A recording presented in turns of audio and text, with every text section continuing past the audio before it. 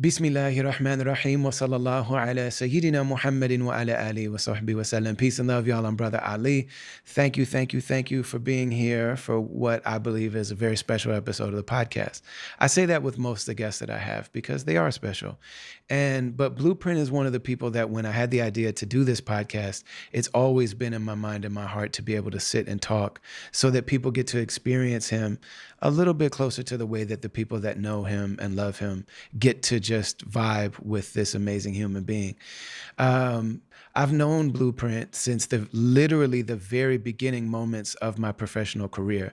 So I met him for the first time at the release party for my demo tape, which is called Rites of Passage. Sometimes people say that's my first studio album. It's a demo tape, which is why I called it Rites of Passage. It's like, this is me starting to figure out how to take this talent and actually make songs and make a full project.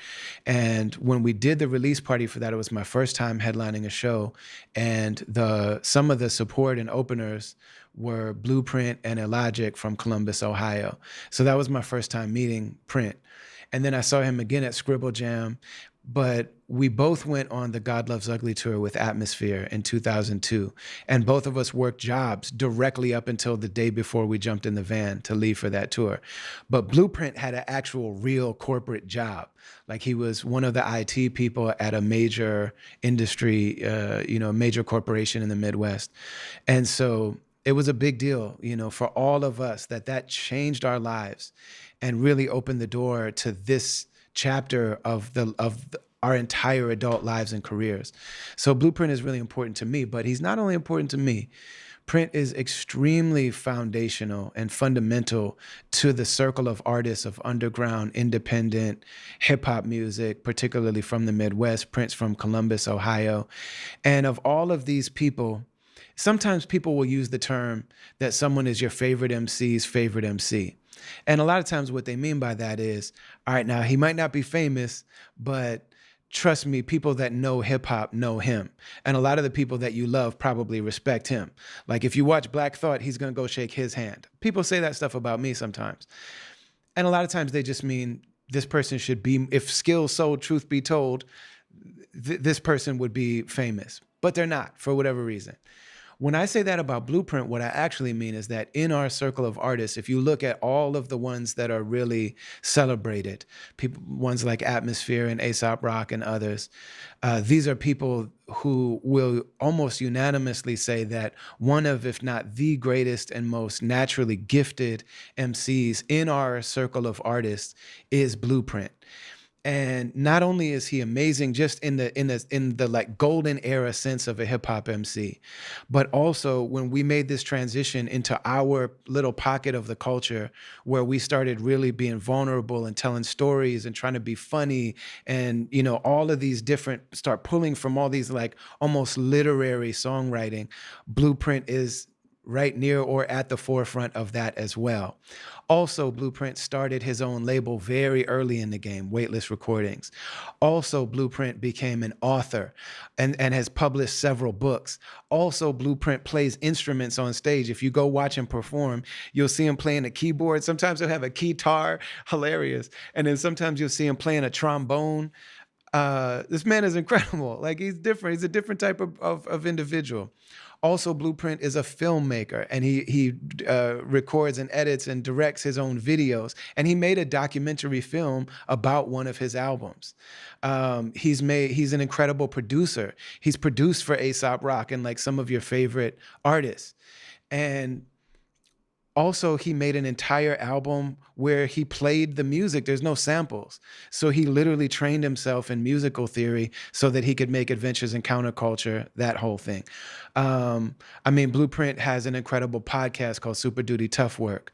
Blueprint, for a while, also got into real estate. And so if you listen to his podcast, he'll teach you about how to get into real estate.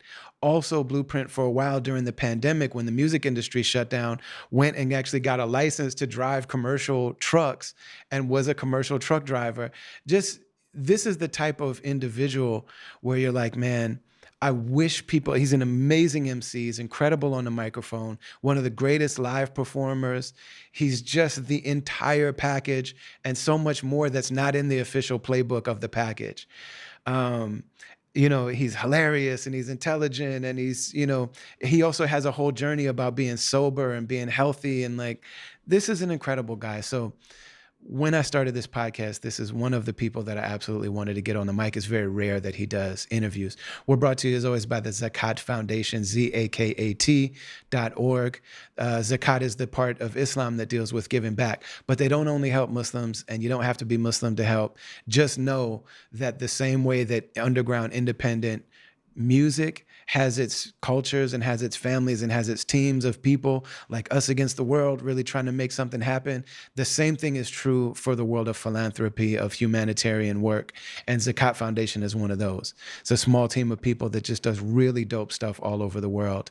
And whether you're Muslim or not, if you benefit from this podcast, and if you like it, if you watch some of the episodes or whatever, know that really the foundation for us being able to do what we do on this podcast came from Zakat Foundation, understanding how important culture is to really making global humanitarian change. They're dope. Follow them on social media, ZAKATUS. Go to their website, zakat.org. Put some paint where it ain't. Even if you give $5, it's going to go directly to giving somebody a hot meal who wouldn't have had one today. And so you can immediately affect the lives of real people all over the world. Enjoy this episode of the Travelers Podcast with the great and magnificent and illustrious Printmatic.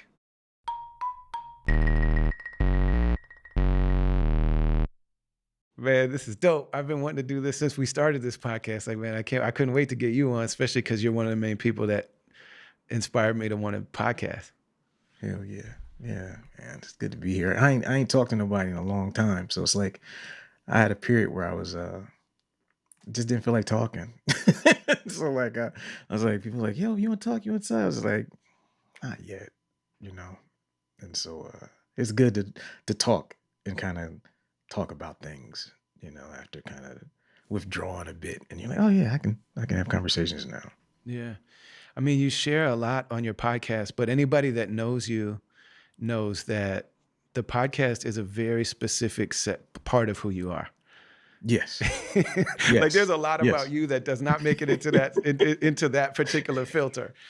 Absolutely. Absolutely. and Absolutely. It seems very intentional. It's like, now I'm pretty sure he's decided which things are going to be here.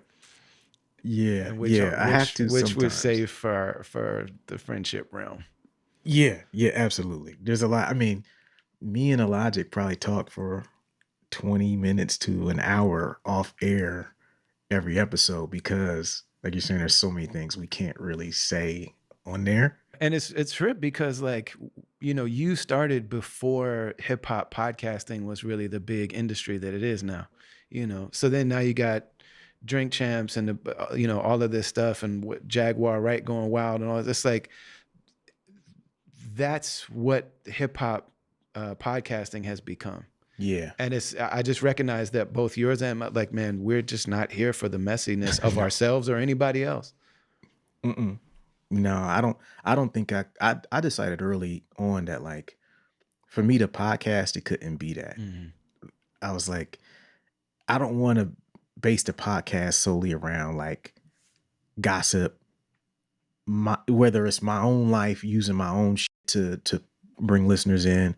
I start to feel real self-conscious about it in a while. Then you start to kind of get in this thing where you're like, well, what story am I going to tell this week to keep people engaged once you kind of go down that route? And then you're going to run out of stories and you start telling other people's stories. And then it gets real weird. Yeah.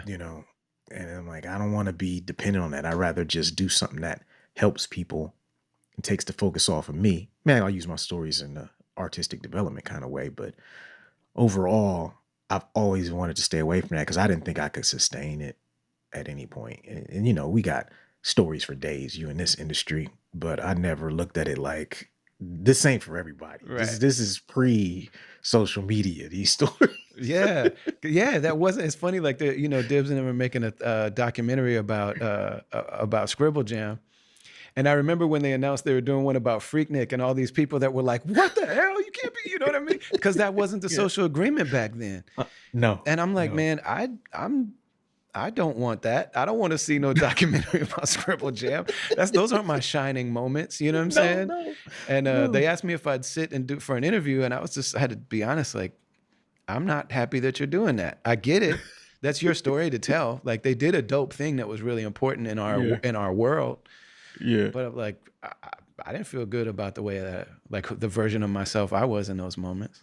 yeah, yeah. I had a lot of fun, but yeah, a lot of that stuff is not to be seen or shown to anybody because it was like, now I was wild back then. I was drinking. I had all kind of wild shit going on. Injuries, random injuries, and You wake up, falling down. rolled your ankle. Yeah, yeah. I How'd think this that me happen? in Alaska was drunk, accidentally headbutted Alaska one night. Just being drunk, stuff like that. You're like, this don't need to be taken anywhere. This is our thing. You know what I mean? But the people who were there, I mean, those stories are hilarious. Like, Yes. you know, even though there's Yes. nobody to tell them to, yeah. And I would never. I do Yeah. remember. I do remember very specifically, like, man, there was a woman in the battle, and dude, like, I Yeah. think about it. You know, there's like rap lines that just be in your head, and like you think about them for no Mhm. reason. You just be standing there making the coffee and be like, "Shorty, you're disappointing people everywhere. Everybody thinking, how the hell she get up here? She messing with one of the judges. She says a rhyme and no one in the crowd budges. You rhyme like a girl." Oh my goodness. It was like, yo. And I'm like, I mean, and you had to though. yeah, and what we were being compared to was Eminem. Yeah. You know what Yeah. I'm saying? So like you said that, but like, man, what Eminem said to Sister Dream when Eminem was battling, Yeah. I was like crazy. Like that was the standard. So like, all right, I'm not going to be as foul as some people are very Mhm. foul on this mic. I'm not going there, but I'm going to Right. make Right. sure I win this battle. Yeah. Yeah. And you knew, I knew just from street battling that like if you battle a woman, a draw is a loss. Like if it's even, you lose.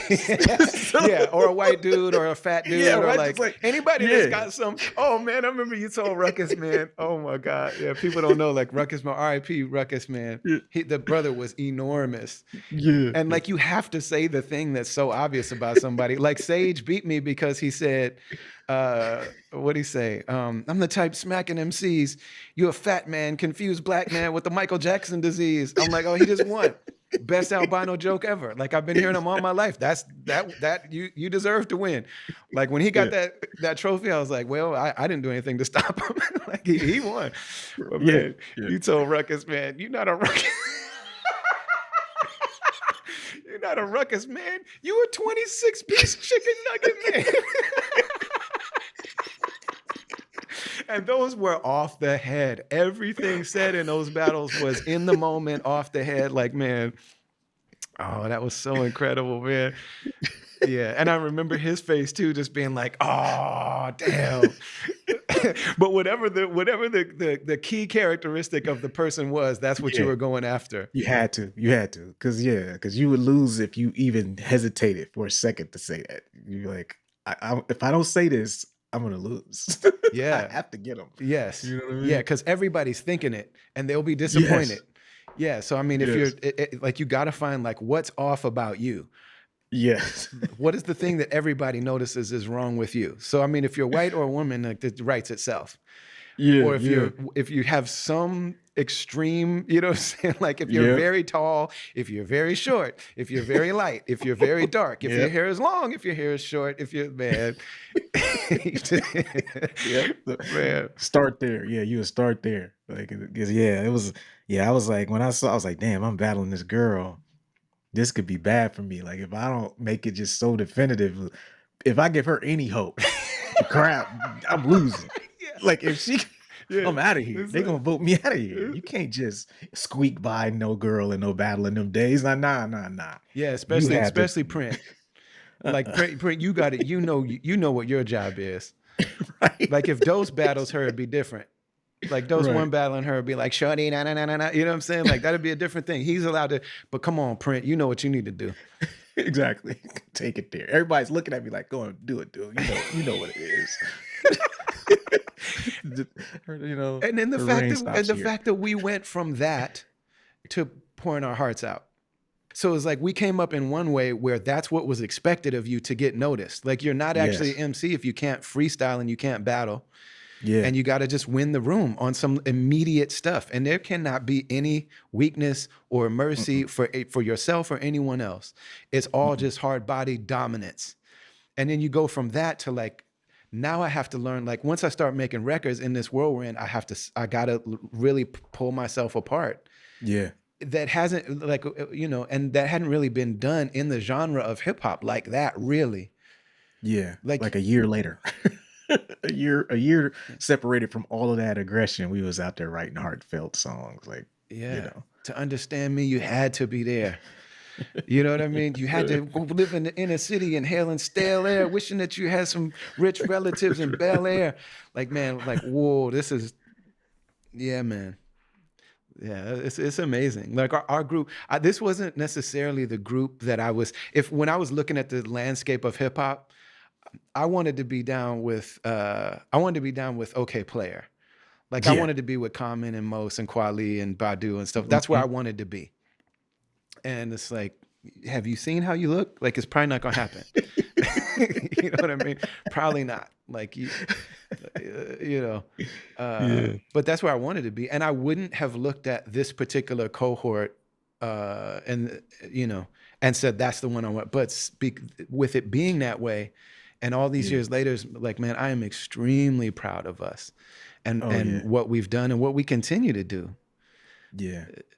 Yeah. It's a struggle for a lot of artists. Like, I always saw guys struggle with it. Like the struggle between who you think your fans should be Right. and who your fans are. Yeah.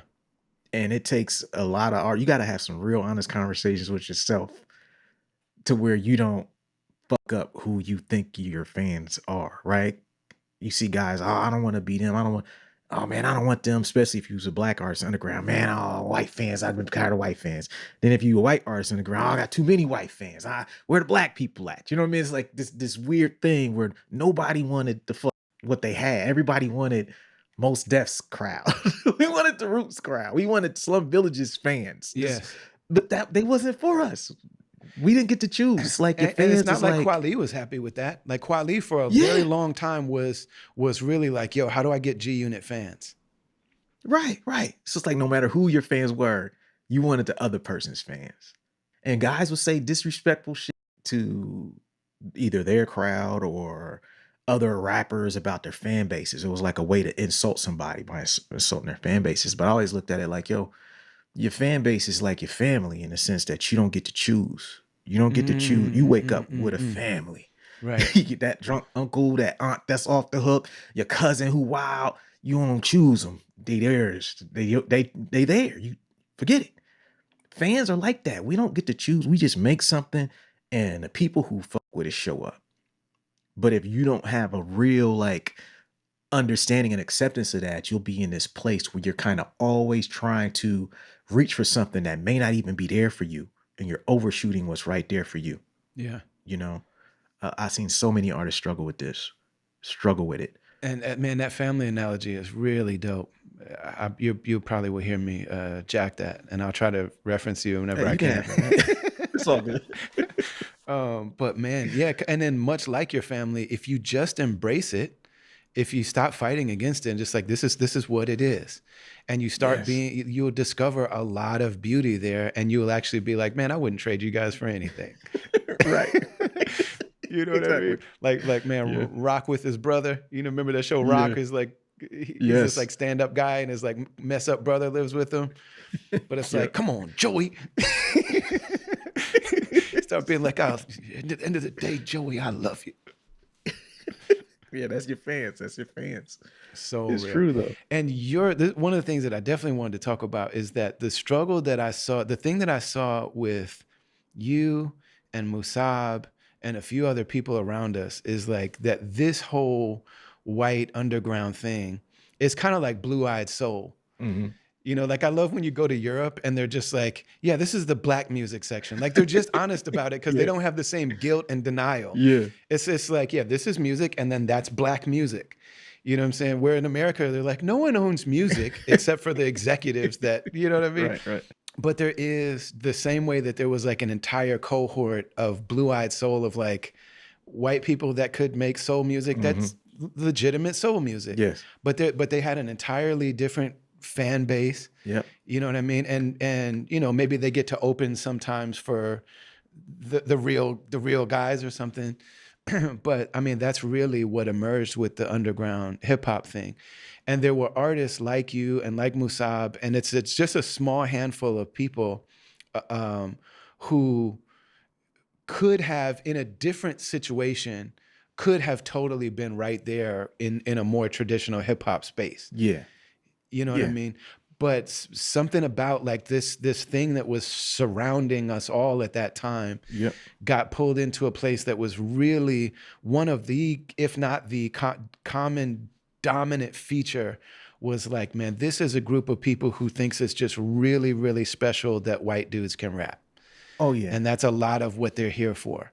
And you know what I mean? And so there's only so much excitement that they're gonna have for like, yeah, Print, you're supposed to be able to rap that good. Oh yeah. People, You know what I mean? yeah. Like we're here to watch Larry Bird hit Right. threes. Right. We're not here to watch. It doesn't matter. Like if you're Dominique Wilkins, we're not. That's not what this is. No. Congratulations. You know what I'm saying?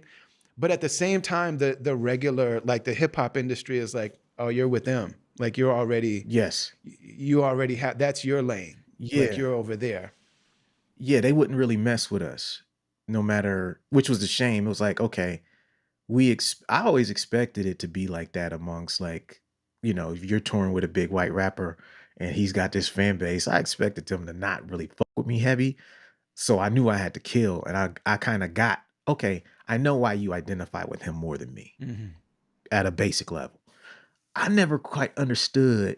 We would be like, all of us in ways, we would be more pissed that we couldn't get no burn on OK Player. Right. Like that we couldn't get no burn in XXL, that we couldn't get no burn in Chairman's Choice. And none of these little articles, none of these writers who wrote about shit like that would touch us with a 10-foot pole. Yeah. And that's the shit that used to piss us the fuck off, because what it allowed us to, it almost was like we was catching it from both sides. Yes. Yeah. You know what I'm saying? Because we catching it from them fools over there who don't fuck with us because we don't look like them. Right. Now we got the people who look like us who don't fuck with us because they think that we just not quote unquote black enough. Yeah. Y'all are praising a bunch of bullshit half the time under the guise that it's more black than us, or it's more black than us because they got more quote unquote black fans. But you and I know that a lot of this shit is the same fans. Like, you go to some of these other artist shows, they got just as many white fans there as ours do. And sometimes it's just, I remember Grouch said one time, he was like, white girls don't like me because I think they just smell the black women on me.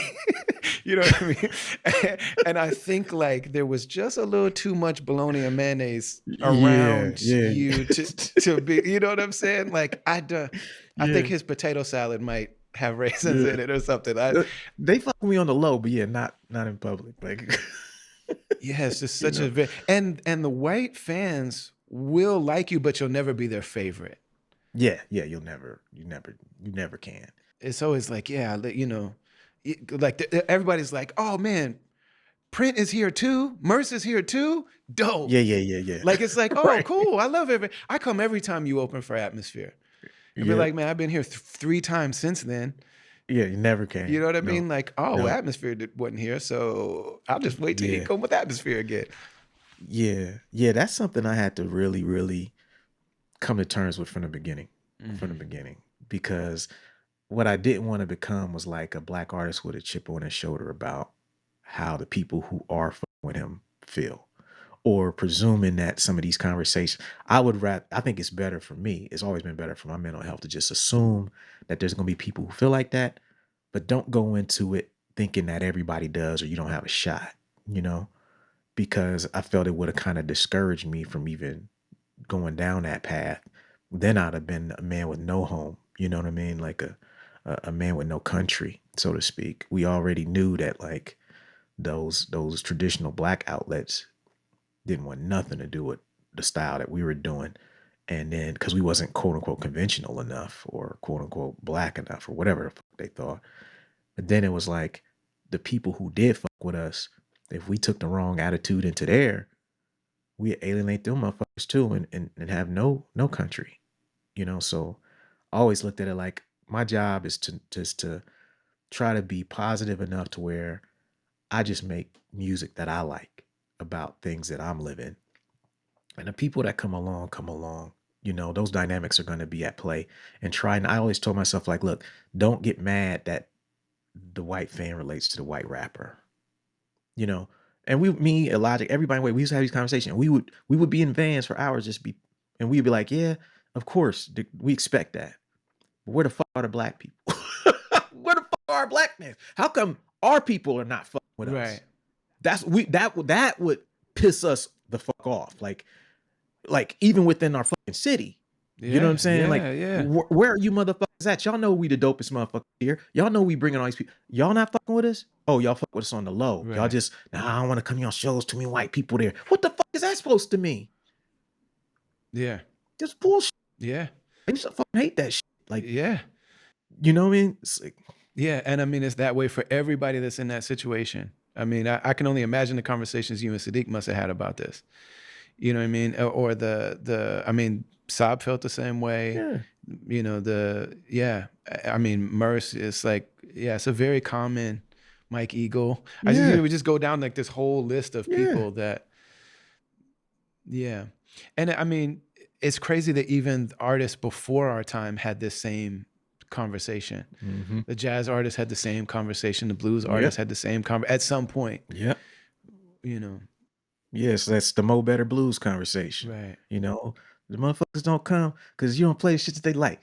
You know what I'm saying? It's that whole a whole argument that Wesley Snipes and Denzel's having at the beginning of the movie about. He's like, I see everybody in the crowd. I see the Slavics. I see these people. I see the Europeans. I see the white man. I don't see no black people here. And then Wesley's like, well, the people don't come because y'all don't play the shit that they like. You know what I mean? It's just it's both of them are fucking right. It's like both of them got a point, but it's like Well, it ain't cool. yeah, and It that ain't cool. marketing machine, Yeah. that decides what gets on the platform and what doesn't. And so then you get in that space. So there's always like an aspirational thing to it as well. You know what I Yeah. mean? With listeners and fans, there's always this thing like these are the ways of actually aspiring to a better life. And so if something doesn't have marketing behind it, it's like it doesn't matter how dope it is, you're broke. Oh yeah. Yeah. Yeah. That's a whole There's nother not an battle. aspirational element of this. Like I can't dream my dreams here. You don't look like you're living my dream. Oh yeah. Yeah. And you realize, you know, I'm sure you realize it as well. Like the longer you go in this industry, the more you realize how important resources are. Just toward money is just at a basic campaign of releasing a record. Like it's a night and day thing. And it really hit me as I started driving. When I left music and started driving a truck, one of my biggest observations in driving was like money controls so much of this at a level that like a lot of artists are in positions they don't want to be in strictly because of money, Yeah. making decisions they don't want to make because of lack of money, Hell yeah. unable to promote records certain ways due to money, Yeah. can't tour because of money, can't do certain records with certain people because of money, or won't do them because of money. And I was like, yo, what happens if you take money off the table and you're not worried about money no more? Yeah. Now, I had done music for 20 years and money was the shit that made it go. It allowed me to do it. I made money. But at some point, when I drove the truck, it was the first time in 20 years I ever felt like I can make music and not give a fuck about the end game Hmm. because I'm getting a paycheck over here. No one knows who the fuck I am over here. And I can come back over here, or if I'm in the truck, I can make beats in the truck. And I ain't worried about money. My bills are paid. And it really made me see like, yo, the toughest position for artists in this shit is to not have the bread or the resources to promote what the fuck you're doing. Yeah. And a lot of artists don't want to hear that because they be thinking talent wins. But like you and I just said, this game is set up to reward the person who got the most resources. Yeah. Or who's able to feed the machine the best. Yes. Yeah, it's wild. It's wild. I want to make sure that we get like it would be easy to just talk. But I want to make sure that if there's not another documentary about you, that at least a lot of the basics are here. You know what I mean? Yeah. Yeah. So, and there's a lot to cover. So Yeah. I want to start just with Ohio. Mm-hmm. People do not like Ohio is, I think, the most slept on region in the country. Ohio has such a unique and dynamic and just, it's like no other place in the country. And I Yeah. feel like it's on the low. Yes. But I mean, so much, generation after generation after generation, first of all, just amazing Black music has come out of Ohio. Yes. You know what I Yes. mean? And just so much culture and everything. So I just want to hear from you about Ohio generally, but then Columbus is really unique in the middle of Ohio. Yeah. Like it's very different from Cincinnati and Cleveland and like Yes. even Akron or Dayton or like Yeah. Columbus is it's a very specific thing in Ohio. So I just want to open Yeah. that up and just hear from you. Yeah. I mean, to me, like my earliest memories of Ohio and just Ohio musicians are just obviously like through the church, and I think just as it's known through like, the mainstream music, soul and funk and that stuff, like there's a lot of like pride in the musicianship and across all these churches throughout Columbus and Ohio and stuff like that, So I think that's where a lot of Black artists start in Ohio, the church. And there's something I think some combination of it's just economically stable enough to where you can focus on music, but it's not so gone that like your head is in the clouds on some like Portland or Seattle or Hawaii shit, right? Right. There's certain cities that no disrespect to people from Portland or Seattle or Hawaii, where I just think that or San Diego, like the aesthetics are so just out there. You can just walk around and you ain't thinking about making art. It's just it's almost too nice to push you to do something like Right. this shit. Like, why would I be inside at all? Right, exactly. I'm gonna be out there forever. Like Ohio is like that. The harsh, the winters, the seasonal shit.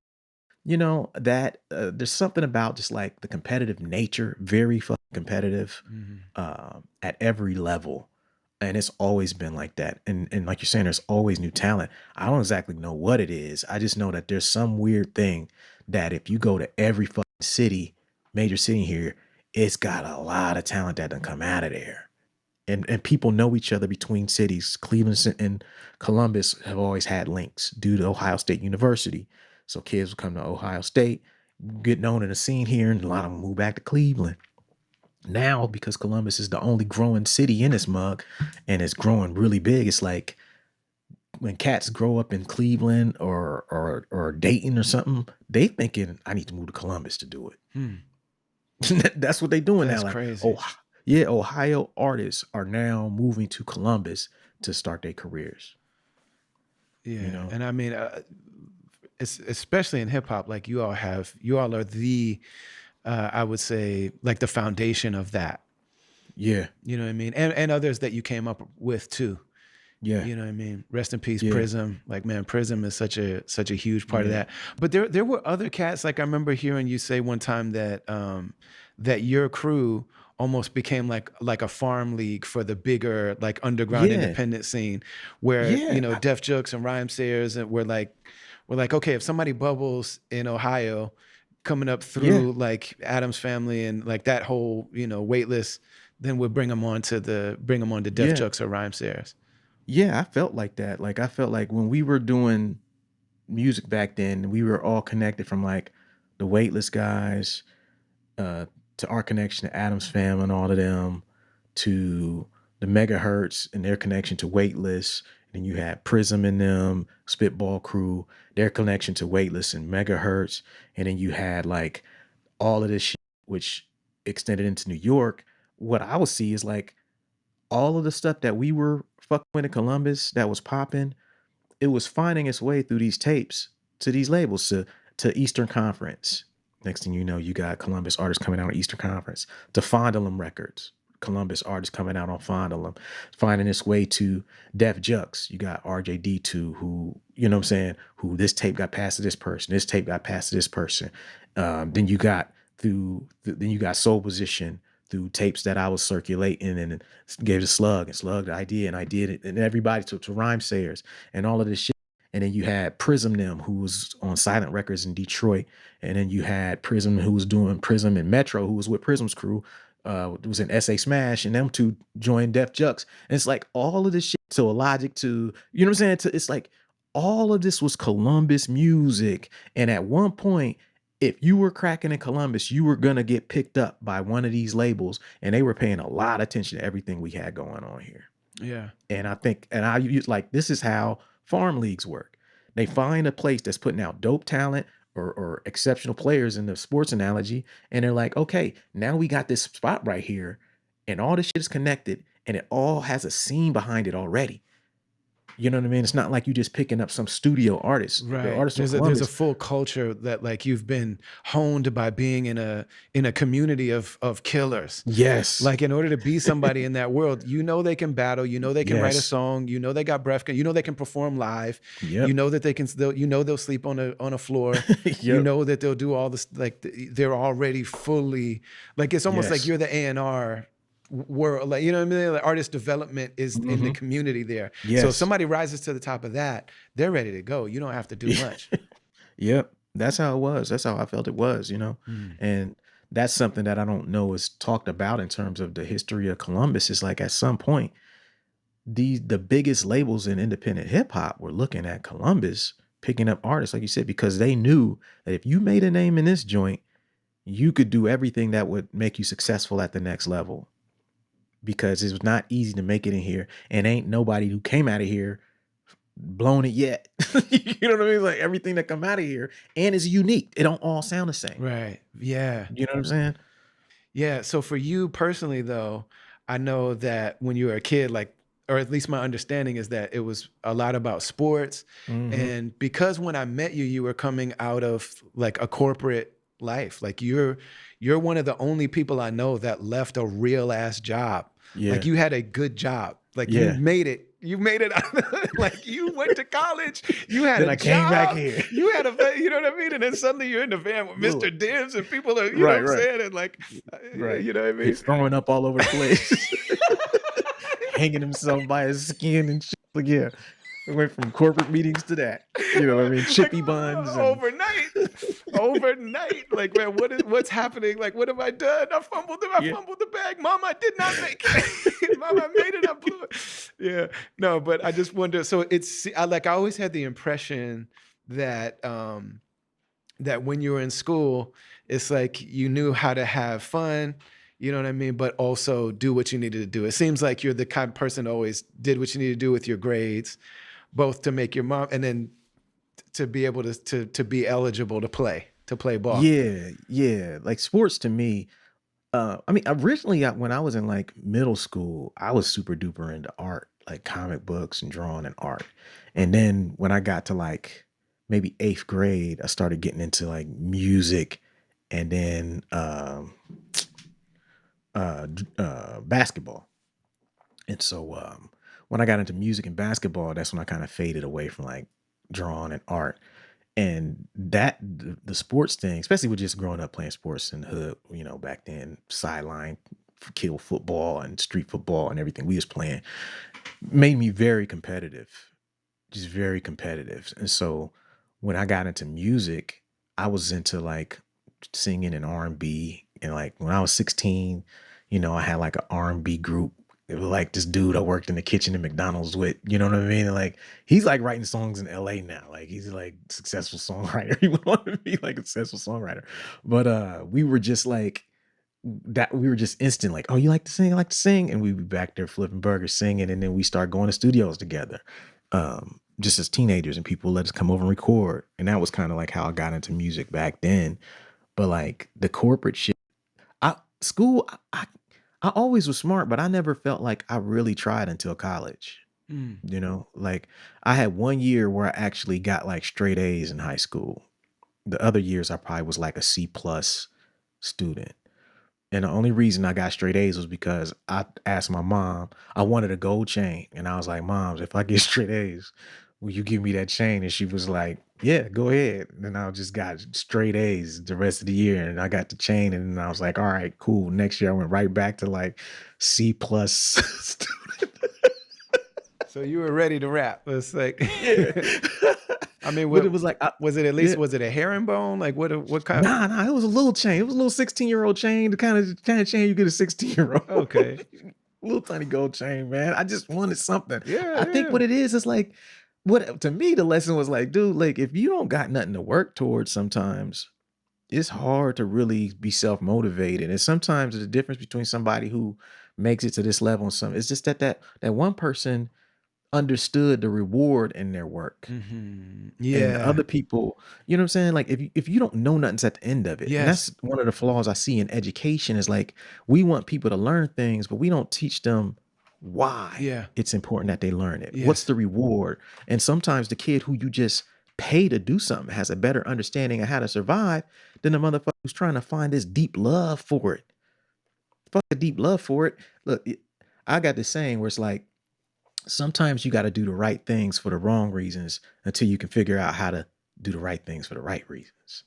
Yes. Yes. There's a large section of humanity that is the case, and that's how Yeah. it's gonna work out. Yeah. It's like, so yeah, you do it because you don't want to go to jail, you don't want to get punished, or you don't want to be broke. But along the way, you're doing this work, or you do it for the gold chain. But eventually, what you learn is that, oh, I'm no different than these kids who get straight A's. They're Right. not smarter than me. They're not built different. No, Yeah. I just don't care as much. Right. That's it. I don't have no bigger inspiration. Right. You know? And it's one of the things that I think people don't understand necessarily. If you come from a situation where like, what am I allowed to be? Nothing. And then Mhm. somebody becomes something. You know what I mean? And you're like, whoa, we can do that? Like you know what I Mhm. mean? Like somebody does something that you're like, oh, I didn't know we could do that. And then Yeah. suddenly you have so I mean, like for us, that's why I think we always look at Slug. It's like Slug was like, no, we can do more than just rapping in coffee shops. Like, I don't know how far it can go, but I do Yeah. know we can do more than this because Slug was hanging out with indie rock and like punk rock and like, you know what I'm saying? Like rock artists Mhm. that were like, why can't we apply what they're doing in the indie rock space and the punk space to what we're doing in hip hop? And so Mhm. let's go. He started calling Atmosphere a band. I'm from a band called Atmosphere. And I was like, Yeah. what are you talking about? You know what I mean? And I know that you're that dude for a lot Yeah. of people, in Columbus. You know what I Yeah. mean? The person that they're like, man, we didn't know that this was possible until Al did it. You know what I It's mean? true. Were you like that before hip hop? Have you always been a leader, or did you discover that part through the music? Uh, I call myself a reluctant leader, man. Like I think I got a theory that like the best leaders sometimes is not the people who want to be the leaders. 1,000. Yeah. You know what I mean? Yes. And so like I think I'm a good leader because I never wanted to lead, but I knew what needed to be done. And so I was willing to sacrifice to get it done. And which, to be a good leader, you cannot put yourself first. You got to put other people first. And so I think everybody who I've ever dealt with has been like, nah, we trust him. He's a good leader. But I never, ever asked to lead in any situation. It was more just like, talk to Al. Al got us. Hey, man, Al, can you Right. look? We're going to have him do it. Yeah. Can you? Can you make the beats, make the poster?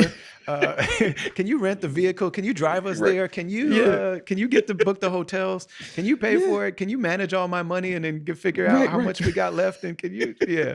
Exactly. Because yeah, so I never even thought about the concept of leadership Mhm. like that.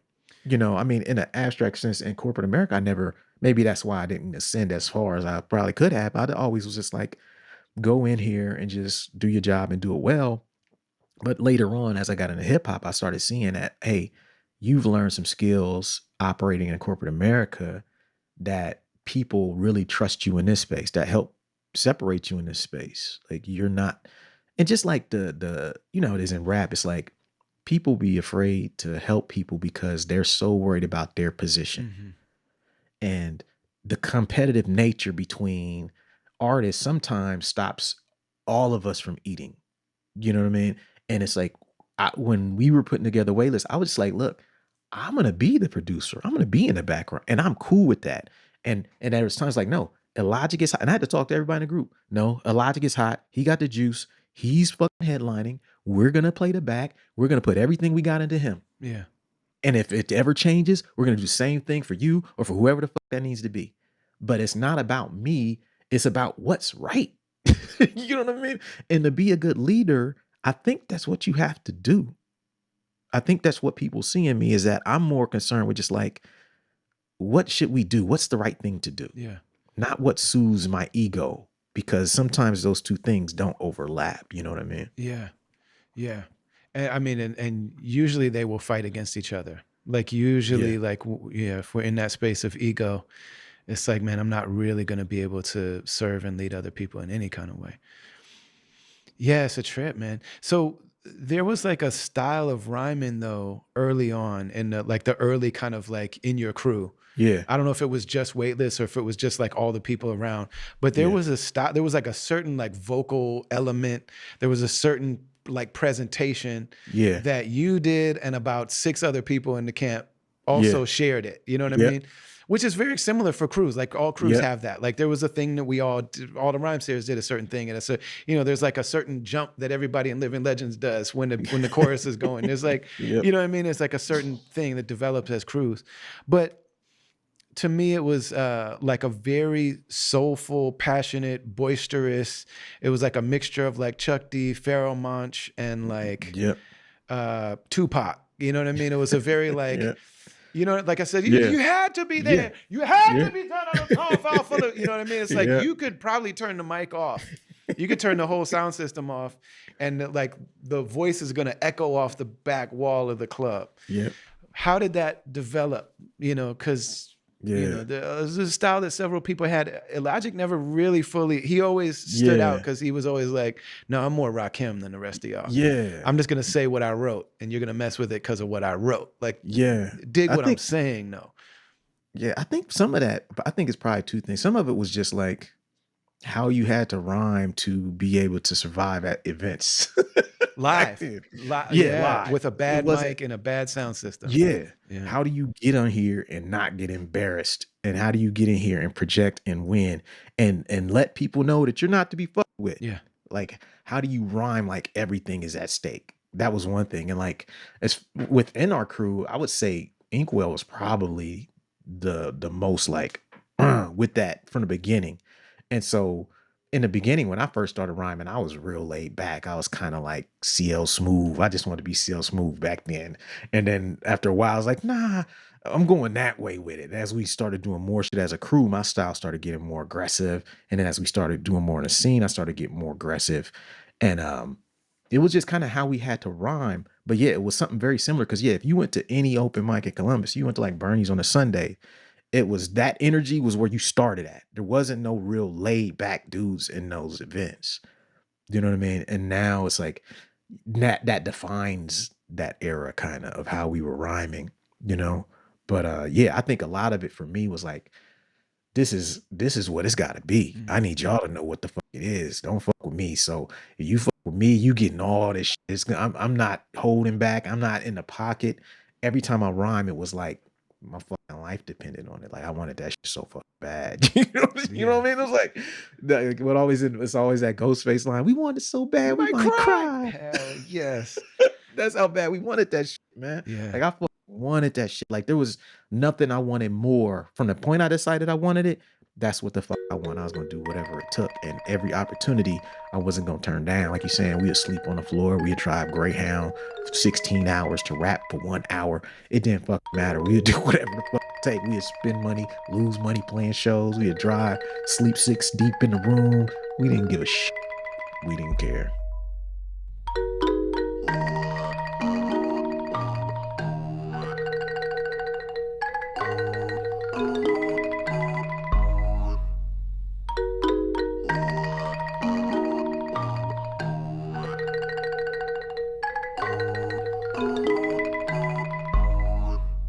Blueprint and I met, like I said, through this really amazing collection of artists that also is a record label and had a festival and all this stuff called Rhyme Sayers Entertainment.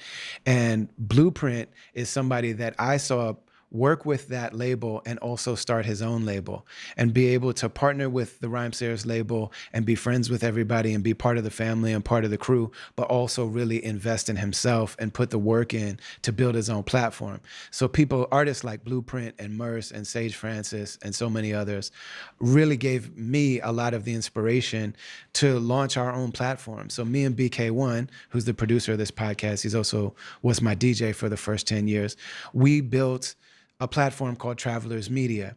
And for the last several years, I haven't been in Minnesota, been in Istanbul, Turkey. I haven't done my newer work on the Rhymesayers label. I've done it on this label. So we've put out a bunch of projects that we love. One is called Love and Service, which is an animated, illustrated album, all with one producer. We put that out earlier this year. I feel so good about that album.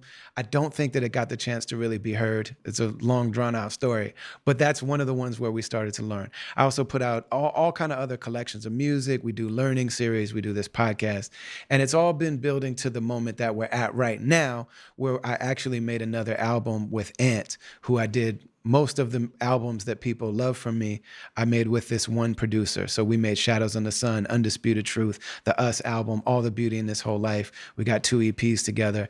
Ant is also the producer for Atmosphere and Damn Atlas and all these other great. Me and Ant made a new album together in the midst of all of this. And that album will be released soon. It's called Satisfied Soul, and we have a tour coming up. So me and Ant, this is the first time, and it might be the only time that we do this, because Ant's a very busy guy. So we're going to get in a van together and drive. We got 22 shows together.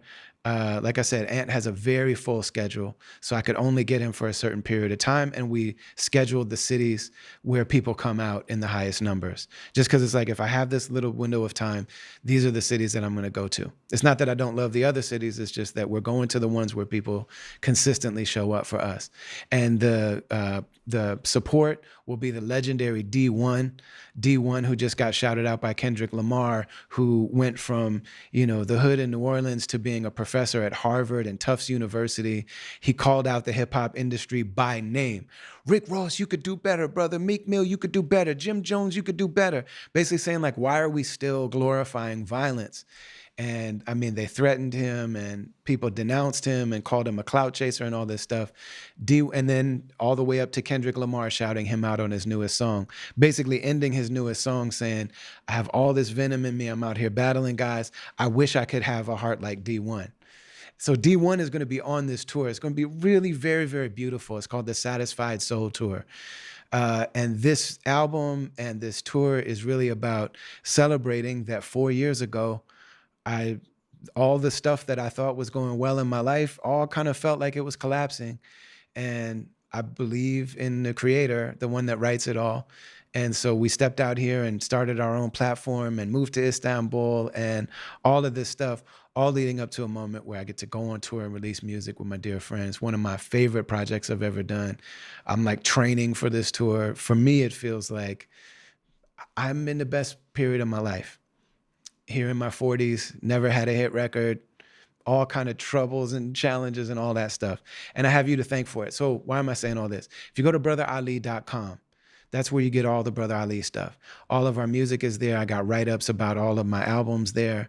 But you can get the tickets for the tour. You'll get all the information about the new tour. And you can sign the mailing list. So we don't hit you up all the time, but social media just sucks. It's terrible. It's not reliable for communicating. So sign that mailing list so you stay up to date. But then also we have something called the Caravan. You should see about that. If you like what we do, if you like the podcast or the music or whatever, you should really see about that Caravan. I'm not going to say much more about that because I want to get back to this great conversation with Blueprint. But go to brotherali.com, hit that mailing list, see about the Caravan, and we'll see you on tour. I just want to make sure we just give a special segment to just talk about you and Eyedea. Because, I mean, that out of all of us, like, you were Mikey's favorite. Yeah. Like, he was always like, man, we're all nice. He's like, all of us are ill, but just so that everybody knows, he's the dopest one. He's like, man, the songwriting, he was like, his feeling was always, and I agree with him 100%, that you start out with just a more natural gift than most in Yeah, our genre or in our kind of yeah, sub. But then on top of that, like just the voice presence, natural, and like it comes from that just you're individually being that way, but then also just having a generational background in the music and culture that yeah, builds hip hop. Like it's your legacy in life, But then also he's like, man, but also he works harder. He's like, also, like you guys were always the two that were up at 6 a.m. yeah, You know what I'm saying? Like everybody else yeah. is still be whatever. You know what I mean? And then also Hmm. battling, also trying to write songs, also trying to figure out like, okay, how do I build a studio in my crib? I don't want to spend money in Yeah, these studios anymore. How do I make it so that, how do I make my own beats? How do I, yeah, you know what I'm saying? Like you and him had a yeah. very, very similar work ethic along with everything else. And I know that you Hmm. guys, I would just hear all these stories of, man, we went to the Rocksteady anniversary and me and Print just ate everybody for 2 days straight. You know what I mean? Or something Yeah, like that. So I just want to give some space to just hear yeah, about Al and Mikey. yeah, man. Nah, that's I had a ill memory the other day that like my last conversation with Mikey was they had played here. There was an Idea and Ability show. They played in Columbus at Scully's, and we went up there because we were shooting the Radio and Active music video. So me and my guy went up there. I was passing out flyers, and it was at an E&A show. And then I seen him and Mikey, and there's a video of us in there. That's from their last Columbus show together that night. That next day, I went to see them at the hotel before they left. And what's ill is Mikey was like, Print, I always love what the fuck you do. Not just like musically, he said, but as a label. You said, I trust your vision as far as like how you do things and how you navigate this shit. He's like, look, I might be doing some shit in the future and I might want to shoot you some shit for Weightless. I would love for you to put out something of mine. You know what I mean? And I was like, it was a huge fucking compliment. Huge compliment because, we're peers and I don't know exactly how cats see the shit I do. I know I put in a lot of work, but I didn't know like that. And he said, I was like, oh shit, yeah, man, that's fucking crazy. Yeah, yeah, let's talk about that. You know what I mean? Because on one hand, I was like nervous, like, damn, I don't want to let my guy down. You know what I mean? But it was like he sees something, and that should be encouraging to me. But that was my last conversation with him. Mm. It's about like, him wanting me to put out some of his shit. Being like, yo, I trust you. I trust your vision as how you run labels and how you build artists and shit like that. No, I want to fuck with you, Print. Mm, You know what I mm, mean? mm, And yeah, crazy. yeah, But yeah, yeah, that was my guy, man. That was my guy. Like, just obviously, like you're saying, like there's so many things, like from the progression of like you're saying, him rhyming, him going against the grain, saying, yeah, yeah, I'm gonna battle for a while, but this is not what I'm gonna give y'all. And being unafraid to be like, yeah, I'm gonna give y'all this shit on the battle, but I'm gonna go out here and I'm gonna give you this art though. This record is just some art shit. We're not giving y'all none of this shit. He's with Print. We're gonna do one song about battling. I'm gonna have you on it. It's gonna be yeah, that's it. yeah. And no more. No more. And to do that shit, be so committed to it. And that shit inspired me to be like, yeah, man, like why the fuck you have to give people something that doesn't represent where you're at? Like you should be the first and foremost. And if you're happy with the outcome, then that's what should matter. If you're committed to that record, you're eventually gonna find your market, And so like he was like very, like you're saying, not satisfied. Like you're saying, built his whole studio from tearing down the walls to framing it to running the fuck cords and electricity to building the fuck booth. And he was like 18, 17. Yeah. You know what I mean? Like who does that at that age? Like you know what I mean? Yeah. Like And people might hear legit. that now and think, well, like, yeah, everybody can buy a computer and buy, Yeah. a Yeah. audio interface and like didn't Uh, exist. Nope. None of wasn't that YouTube existed. wasn't no hop on YouTube how to build a studio, how to build a booth, how to wire. Nah, nah, nah. This is like 99, 2001 type era. Like, Yeah. no, no. Yeah. I remember he went on tour. He was on a tour with several people, but I remember Prince Paul was on the tour. And I remember I was like, he was telling me, what my goal is for this tour. And he was so funny, and like, you never knew when he was going to just drop some bizarre, you know what I mean? He Yes, might be like, yes. I'm trying to get somebody else to wear my underwear on their head. You never knew what he might Right. say. Like, he was hilarious. Like, Yeah. like, man, all these like white comedy people, Judd Apatow and all them, like, man, Yeah. I used to tell Mikey all the time, if you ever want to go in that world, I don't know how you get there, but Yeah. you are at least as funny as any of those people. Absolutely. He was like, you know what my goal is? And I was like, not like, probably want to make fans or whatever, like you're exposed to new audience. He's like, no, I want to talk to Prince Paul about how do you actually make the art that you want to make when somebody else wants you to do something else. And he was like, and I want him to teach me how to build my own studio, like a Damn. physical studio. Like, how do I build it? Like, what do I need to do? Yeah. What do I gotta? And he came back talking all this stuff about Pro Tools and, Yeah. treating a room, for acoustics and That's dope. that whole thing. And I was like, so do you always have a goal for a tour other than like performing? And he was like, yeah, you have to. He just said it like, you idiot. I was like, He said, "What? You just go out here and play shows, you Ali? just out here rapping to rap? Like, what are we doing here?" And I'm, man, all these years later, I'm like, yeah, I guess I should have had more, different goals. Yeah, that's him. From just like the musical like he was one of the first one of us that I recall to like truly try to learn music theory. Yes. Yeah. From guitar to piano. He was the first one. Yeah. I remember when me and you went on tour together in Canada. We did that tour together in Canada. Yeah. I remember that tour. It's hilarious. There's stuff on that tour. But I remember looking at you had a like little keyboard, like a MIDI keyboard, and that wasn't very common at that time. That was new. Yeah. And you had the notes written on the keys. Yeah. And I remember thinking, or maybe it was tape with the notes, but it was like A, B, C, D, like the whole thing. And I remember like, oh, I saw Mikey do that. You know what I mean? Like Mikey had that. Yeah. Yeah. I still do that to this day. Just like, because I've studied a little bit. I know more by ear than I did then, but yeah, I've always tried to learn more. But like him doing that was definitely inspiring. Because this is like at the peak of your rap success. Mm-hmm.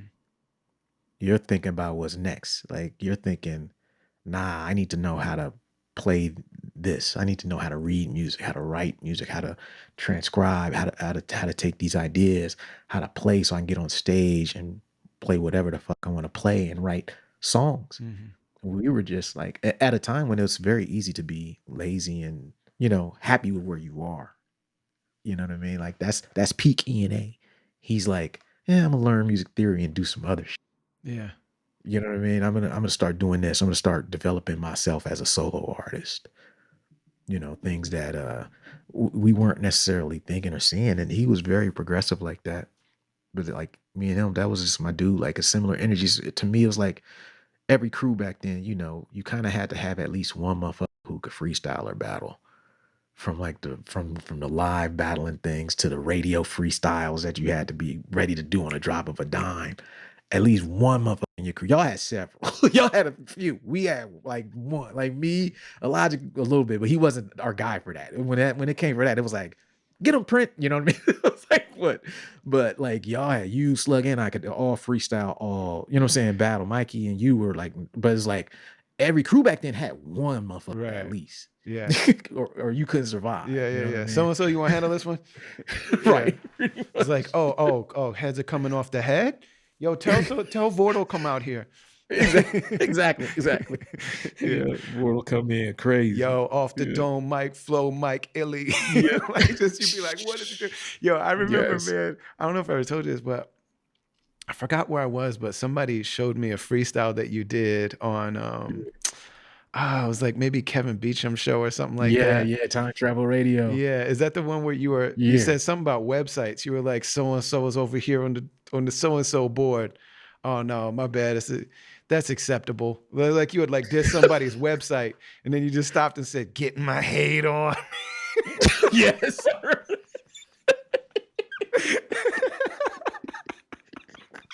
Like those little moments, like that's not part of the rhyme. It's just like, oh man, I just publicly hated on a whole website.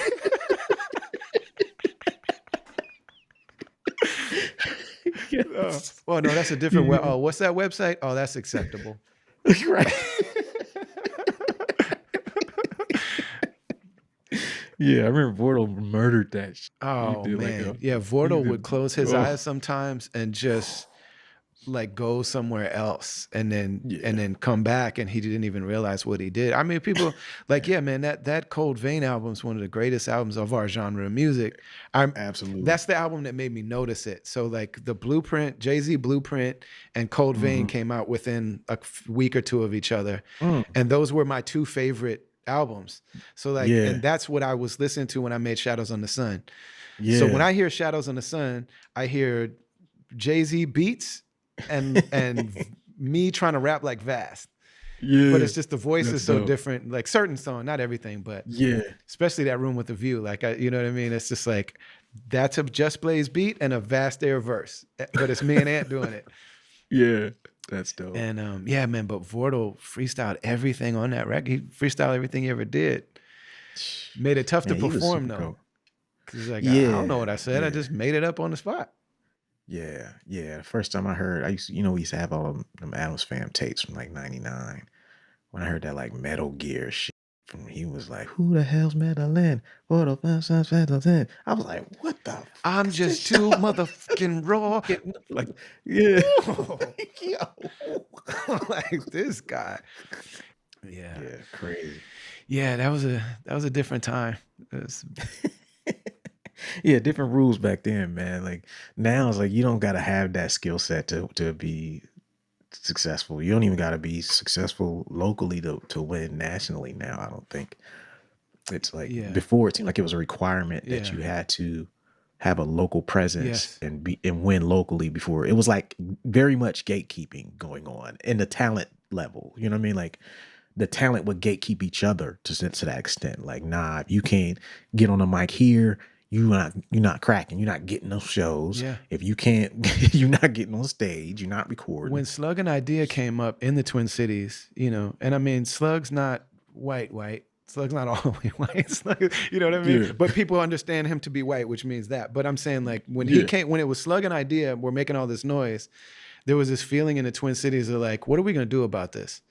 Like these two white dudes are out here doing it. And like I remember they both had to battle Buddha Thai. Yeah. You know what I'm saying? And they both did. And neither one of them got their clocks cleaned. I wouldn't necessarily say who won or what, I don't know. But it was like they had to respectfully battle Buddha Thai in order for like the hip hop, for the brothers to be like, all right, I mean, all right. Like we can't say that he did, you know what I mean? Like like guys had to go through those ranks and like had to. You gotta earn it here if you're gonna be able to do that.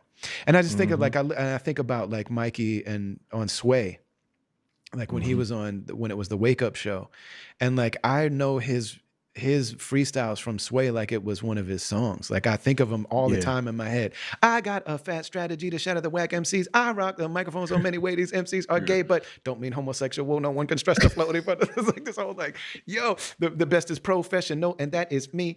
Oh man, I know that like it's a song, and I think about now like everybody that went on the Wake Up Show had to get down like that. Yes. And now it's like I watch it. I still love Sway, one of the greatest people in the culture. Like I'm so happy that he's in the position he's in. But now, if you can just even rap one of your verses, then you good. It's like, man, oh yeah, he really did it. He can rap a whole verse. Amazing, like in one take, crazy. Right. That was like entry level. Like we knew you could rap a verse, but can you improvise? Can you come off the top? Can you? I mean, more than that, if we found out you were spitting one of your verses, then you're out of here. Like you're no longer legitimate. Yeah. Yeah, it's a whole different game. You spit a verse in a cipher?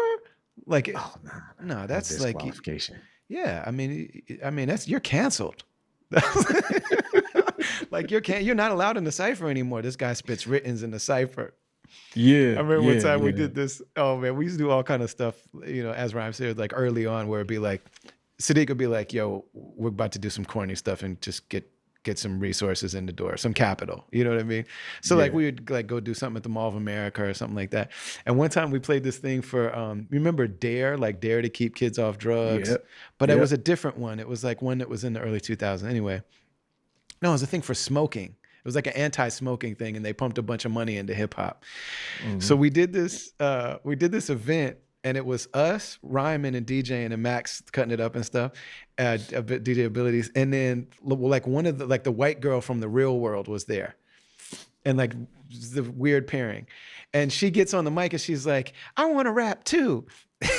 And she goes, "My name is Julie, and I'm here to say I like Fruity Pebbles in a major way." And Mikey comes running from backstage. Mikey came running from backstage. He goes, "That shit is written." Damn. In the Mall of America, That you shit did it is like that. written. That's written. Oh my God, man. And she was so shook, like oh dude. Yeah, man. Yeah, just That's the so. like, yeah, the caliber at that time. It seems to be like a lot of artists have a great, these great careers and they have like a full catalog of amazing stuff. But then there's just certain dynamics or certain pairings. That's like there's Mhm. something special about that. You know what I mean? There's something special Yeah. about you and RJ. Yeah. And Yeah. yeah, just what is that? A lot of people would probably lean into that and just be like, let me just make as many soul position records as possible. What was what is that chemistry about? And yeah, why not more? Like, how come we don't get more soul position? I know you got one. I know you have a whole thing ready to go, Yeah. but Well, you've I also mean, been that's had that for a minute. But like, a long time. yeah, Long time. we have not gotten a whole lot of soul position. Love all of Yeah. it. It's Yeah. obviously a very special thing. But why is it so perfect, and why isn't there more? Uh, I think what's special about soul position, at least for me as a writer, is that like I don't have to think about anything but writing. All I have to think about is like hearing songs, hearing music, and thinking about how best do I complement that music. Mhm. When I listen to soul position beats, there's no expectations of like you only rhyme over this style, you only rhyme over this vibe, you only rhyme over whether it's fast, slow, dark, bright, battle rap, introspective. Everything has always been on the table with soul position. Always wanted it to kind of be something where like, because when you produce and you do your own records, sometimes you start with a musical theme. You're like, okay, I want this to sound and feel like that. So then you might filter out certain beats that don't fit into that theme without even trying to write to them.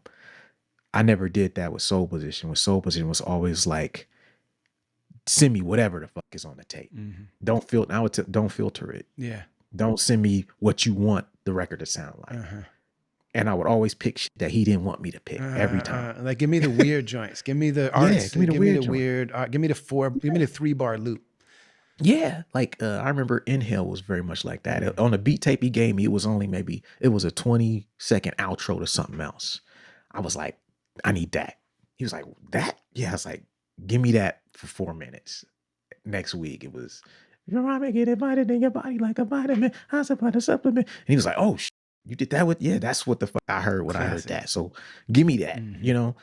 I never had those things. And then also, what I think is also special about soul position is that like aside from me not having an agenda music wise, um, I always looked at it like there were certain things that we wanted to do and express that kind of went against what quote unquote underground music was doing at the time. And so there's certain shit that I kind of think that we did that no one else, like number one, like humor. Yes. Like we were the very first motherfuckers to really use humor In in a this way shit. where it was like the entire song was a humorous thing. Because I Yes. had humor in Shadows on the Sun too. Like there were Right. humorous moments, you know what I mean? But like, and we both have gotten away from that. Yes, It's harder exactly. to do. Yeah. And like, I'm just Yeah. realizing like it's harder to do when you're overseeing the whole production of everything. It's harder Yep. to just cut loose and then also if there's Yes. not another person in the room to make them laugh. That's where it all came from. Uh, Like the humor would come from me and RJ sitting around laughing about shit, mm-hmm. being like him saying something, us bugging out, and be like, man, I'm gonna write a song about that. Boom. Then you write a song about this thing, and it's just y'all's funny thing, and then you find, oh shit, everybody like this shit. And so I think that's what made it special. And it was like certain shit that we wanted to go against. We were unafraid to be like we were technical. The production was very technical sound. The rhyming was very technical sound, but we weren't taking ourselves so seriously that we couldn't joke, that we couldn't like talk about certain shit, and say certain shit. I was just like, I'm gonna say whatever the fuck I feel like it. And I think that in doing so, it's gonna kind of open up some of this shit because I never was a fan of like you're saying we talked about earlier, just like the perception of what a artist is who's in the space, a black artist is who's in the space. What is he doing? What is he talking about? Who is he? And I was like, we're just gonna be very free with our concepts. And I'm gonna try to focus on being the best writer that I can be, best song. Because Soul Position's first album, I mean, that's my first solo body of work. I never wrote a solo set of songs prior to that. I didn't have no demos or no solo albums or nothing like that. It was like I heard that, me and him decided to do music, and I immediately started working on that. I never, so it was like there were no extra Soul Position songs. Like there was no like we did 8 million stories as one piece. There's no throwaways, no nothing, nowhere. And we did Unlimited EP as 5 songs to be heard as 5 songs after the album was done. He's like, okay, we need something to put out before the album. You want to do 5 more songs? Yeah, let's do 5 songs. I feel like, okay, cool. All right, I like this one. Boom, boom, boom, boom. 5 songs done. I was never the guy I have no extra songs. It was like, I think it was just as a producer, all those years of hearing, being a part of the songwriting, recording, engineering for other people. I think when it came my turn, Yeah. I was naturally like, bam, Yeah. you know, And you actually can lean on someone else. So you can really just delegate, like you handle all of the music. So you yes. finally have space to just concentrate on what you can do as an MC. Yeah. Yeah. That's crazy, Yeah. man. That's amazing. Cause I think about like those two pieces, like hearing those things, it was like, man, even if this person wasn't my friend, this is the kind of hip hop music that I want to listen to. You know what I Yeah. mean? Aside from, touring together and all this stuff, like, man, yeah, that stuff is incredible. There's so many moments to talk about, but one of the other ones that I think is a really important one, just observing you and your process as an artist and your career and everything, is Adventures in Counterculture. Yeah. Just because it was such a departure from what you had done before. So if like, Yeah. yeah, people, it's like, okay, this guy's an amazing freestyler. You let him in the cypher. He's the guy. He's like the go-to guy in the cypher to battle, Yeah. to whatever, you know what I mean? And then the soul position music comes along and there's an element of that, but yeah, I mean, storytelling, oh my God, Yeah. it's funny. It's like, there's really like heart touching moments and there's autobiographical stuff. And it's like, oh, okay, so it's like a full author. This is a whole author, you know what I Yeah. mean? But then when that one came along, you were able to really, sing. I mean, there's entire joints where it's singing, you know what I'm Yeah. saying? And also the playing the music, like producing the entire thing, playing Yeah. it. There's very few or maybe even no samples in the whole record. Yeah. Yeah. Only the drums. Yeah, That's it. yeah. So like where were you at in that moment in terms of creating that music, and how did you expect it to be received? Uh, when I was creating that record, I look at that record as like a record where I was pretty much like, I wanted it to reflect everything that I was actually capable of music wise. Because while 1988 was well received, it was a concept record that was meant to sound like one specific year of hip hop. Right. And so people could listen to that and think, oh, I know what he's about. When it was really me paying homage and making a solo record that kind of, it was a theme, to the production. And then you got Soul Position, which is RJ's stuff, RJ's music, my rhymes and conceptual writing to it. But then Counterculture, but the whole while I'm doing all this, I'm still progressing. I produced like 3 Illogic records, like 3 Greenhouse records, and other stuff for Weightless and stuff. And it was like, so I was doing a lot of music, and so I was growing. I had got back into just like playing again, learning how to play. I would wake up every day at that time, and I'd come down here, and my goal would be to write 3 to 4 riffs a day. That was it. I could sit down at piano, nothing but the piano. No, I wouldn't attempt to produce them or nothing. All right, 3 riffs. that I like, and I'd save them. And then if I liked them enough, I try to write to just that. But that kind of got me into just like the importance of melody, and it made me see that like I have a lot of musical influence in me that don't come out. I mean, at that time I had some homegirls who they had a house night called Restart House Night. So I would be at that joint every Tuesday. Yeah. Me and Zero Star would be over there listening to house music. We'd be at just partying with them. On Thursdays, the spot Scully's, we would do shows that they had Ladies 80s every Thursday. Okay. We'd be up there passing out flyers every Thursday, listening to Duran Duran and all this crazy shit. Yeah, because there's a lot of that. Because we were so used to like boom bap drums, soul samples, or gospel, or like something from the like traditional kind of sources. Yeah. And then this record comes along and it makes total sense. Yeah, but it was my life at the time. I'm dating chicks who listen to fuck indie rock and shit. So you got that shit. I'm sitting around listening to You're like, man, I need to make a TV on the radio type record. Exactly. Yeah. I'm waking up listening to this. I can do that. Like, oh, you want to hear this? Yeah. And you take all of that shit, and then you take the natural progression of somebody or influence of somebody my age at that time. It's like we all were influenced heavily by 80s music anyway. And at the time, no one had really put that shit together like that, a record like that. So I was like, I want to do something like that. I had read this book called Adventures in Counterculture, and it was a collection of essays about different events in counterculture that were not really connected at all. And I was like, this would be a dope concept for an album. Instead of essays, it'll be songs that are not necessarily connected, but I'm the connection between them. The songs are all about different things, but thematically, sonically, they will be different as these essays are. That was the concept of the record. Yeah. And when I made it, I didn't really think about how it's going to be received. I had no care about branding, no regard to what people wanted to hear or expected of me. I didn't care because I felt like I didn't want to have a career where I made the same record over and over again. Because granted, I get it differently now, but I know that it's very easy to become one of those artists where you lean on something because it's winning. You keep running the same play because it keep winning. And then at some point 50, that play 50 is the toughest example of that. Like, man, you made the best shoot people music ever. Yeah. You know what I mean? And like after a while though, it's like, come on, man, it's been a long time since you saw somebody. I know there's other stuff in there. Yeah. And I didn't want to become that. I didn't want to become like the guy who rhymes over 80s, 88 boom bap shit guy. I didn't want to be that guy because I knew that as a producer, I wanted to be seen as an artist. I looked at Countercultures like, this is my record where I go from being a rapper to being an artist. And you don't just get that. You have to earn it.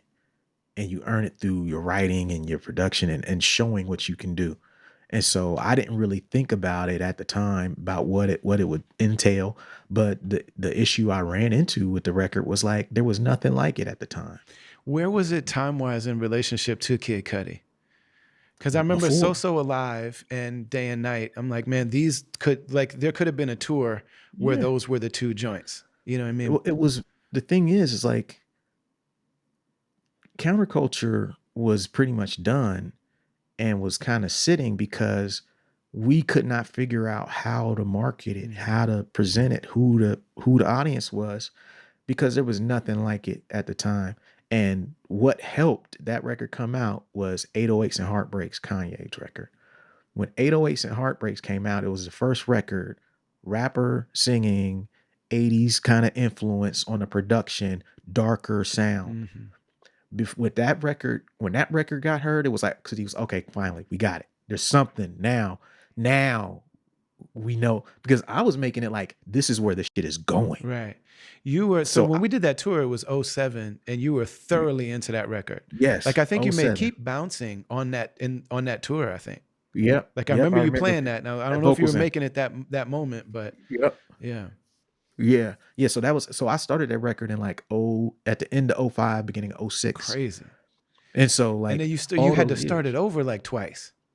Well, is that the one with the hard drive crash? You lost the record. I did have a couple hard drive crashes. Had to remake a bunch of things from scratch. But it was like the biggest obstacle that was that record was the fact that I was first. Uh-huh. The moral of the lesson of that record to me was like, you don't necessarily want to be the first person to do some shit. Right.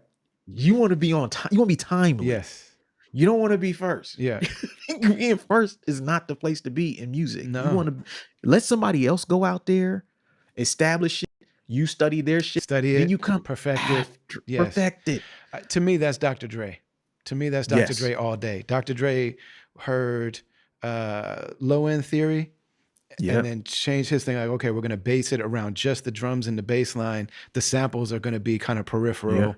You know what I mean? And then the very sparse musically, heavy on the bass and the drums. Before that, he did it with Bomb Squad. Like, okay, this is, all right, Public Enemy did like that. We're going to do it like this. It's like always observing somebody else doing something and then, you know, being able to see it from outside, be able to tweak it and like pull the certain elements from it. Yeah, I was first. There was people, there was definitely that record is where I learned about branding. Okay. I learned the harsh lessons that an artist learns about branding. You know, this was before I read about branding and really understood it. Okay. And I understood that what I did was kind of cause a little bit of a confusion with my fans, and by not doing what they expected me to do at that stage, and doing it under the same name. You know what I'm saying? Yeah. And because I did that at that point, it was gonna get some resistance at the beginning. Obviously, over time, that record has proven to be one of those records. People are like, "Yo, this record it stands up over time, and people love it more." But there was resistance at the time through some people about that record because it wasn't what they expected of me, and I didn't understand that, like, in music, you build your brand through your albums. And if you come out with 3 records that sound a certain way or feel a certain way, and your fourth record don't feel or sound like that, people are going to be like, fuck this shit. I want more of that. I've been learning that the hard way as well. Yeah.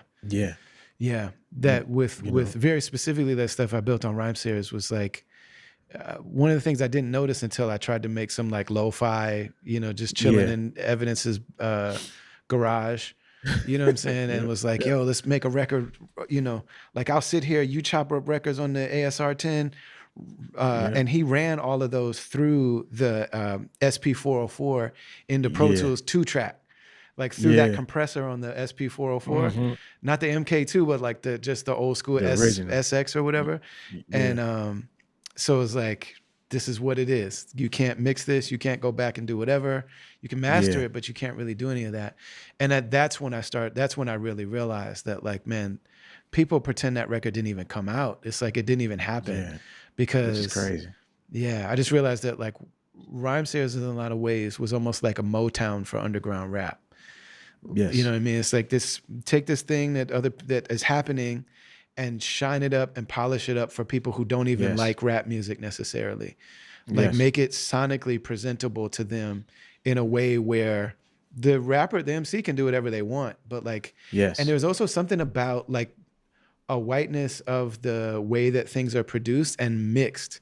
Like there's a sonic thing with a lot of those records that have a rock sensibility to them that I wonder if that's part of the thing with RJ. You know what I mean? With you and RJ, where like RJ is very soulful, Ant is very soulful, LP is very soulful, but there's a rock sensitivity and sensibility that I can't even put my fingers, something in the distortion or the EQing or the something that it just doesn't sound like Apollo Brown. Right. It's got a different feel to it that I think makes it speak to certain people and not to others for some reason. Yes. Yeah. Absolutely. Yeah, the sonic branding is something that a lot of artists don't get at first. Yeah. We all have a time when we learn it, you know. I think even Logic learned it after Celestial because it was like after that record, he didn't want to do that anymore. But people wanted that from him. And he struggled with that for a while because I don't think at that time he understood like, hey, man, you can't just depart sonically from that and not expect these people to feel a kind of way. It makes sense why people stay in their lane because it's like, okay, I know that I have this. If I switch it up, there's a very low probability of going and conquering an entire new fan base. Yes. But the Yes. guarantee guarantee of losing the overwhelming majority of the people that rock with me now is like Pretty high. 100%. Like there will be probably, and if you're lucky, Yeah. they'll be like, all right, we're gonna give you this one. Like, all Yes. right, I'm gonna look the other way on this one. But if I Yes. come back again and you don't make something that sounds like what I know you for, this is over. This thing with us is Absolutely. done. You know what I mean? Absolutely. It's Yeah. not for Every so other many record. nights that in a relationship you can just not come home Oh, yeah, dude. Hey, until it's every other like, record. hey, yeah. Every other record, I drop some shit that sound like 88. I take the record off. It's like 2014 was Respect the Architect. Yeah. That sound like some conventional shit. 2015 King No Crown sound more like some Adventures in Counterculture shit. You know what I'm saying? It's like I realize like, hey man, you and I notice it in the turnouts. Uh, As soon as I drop that conventional shit, my show turnouts be up again. I'm like, all right, they still with me. They just be waiting, like, hey man, when you gonna get back to that shit, yeah. Brent? And I'm like, all right, Yeah. but it's the nature of the game. I get it now. I don't get mad at it anymore. You know, uh, yeah, it was a lot of lessons with that counterculture record because just being the timing and my understanding of branding Yeah. are two different things that like I did not completely get Yeah. then. You know. Yeah, and it's definitely a relationship. Like when you were saying it's like family, it's 100% that. You know what I Yeah. mean? Because like, I'm sure Jawar would probably, anybody that's been in a relationship for decades, it's Yeah. like, I'm not the person that you married. Sorry. I Yeah. grew, or like I changed and I do, you know what I mean? And Yep. neither is she. And Mhm. if that happens overnight, we might not survive it. Like if one day you just come home and you're like, suddenly you're like this person that is like this whole other thing. You know what I Yep. mean? Like give me some time to Yeah. adjust and adapt to this. Like if what I loved was you and not just the Right. circumstance we were in, you know what I Yeah. mean? Then I will rock with you over this change and vice versa. But it's gonna have to be a little more gradual than all that. Yeah. You know what I mean? Yeah. And we don't get that because what happens with us is it takes us 2, 3, 4 years to make a record. And during that time, We've changed all these changes. We could have made 5 records worth of music. They don't get to see none of that progression. All they see is the record that comes out on that day. yeah. So no one saw what the hell happened between 2006, 2011 with me. It's 5 years of being gone. They don't know. They just know that when I came back, shit sounded different.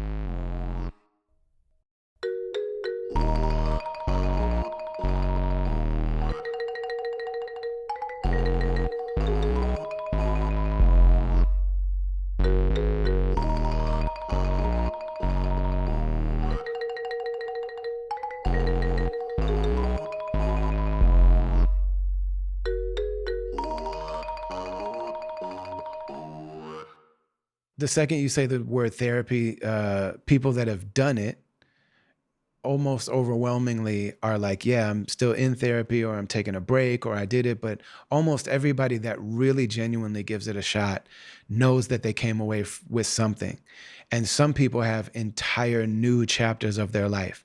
My wife's a therapist. I got friends that are therapists. I got like, I believe in it, but also I didn't go until I was, well into my 40s. And that's because of the fact that deep down, I was scared of what might come out. I was scared that I might learn something about myself that I didn't want to know. And right from the very beginning, I started learning things about myself that I didn't want to know.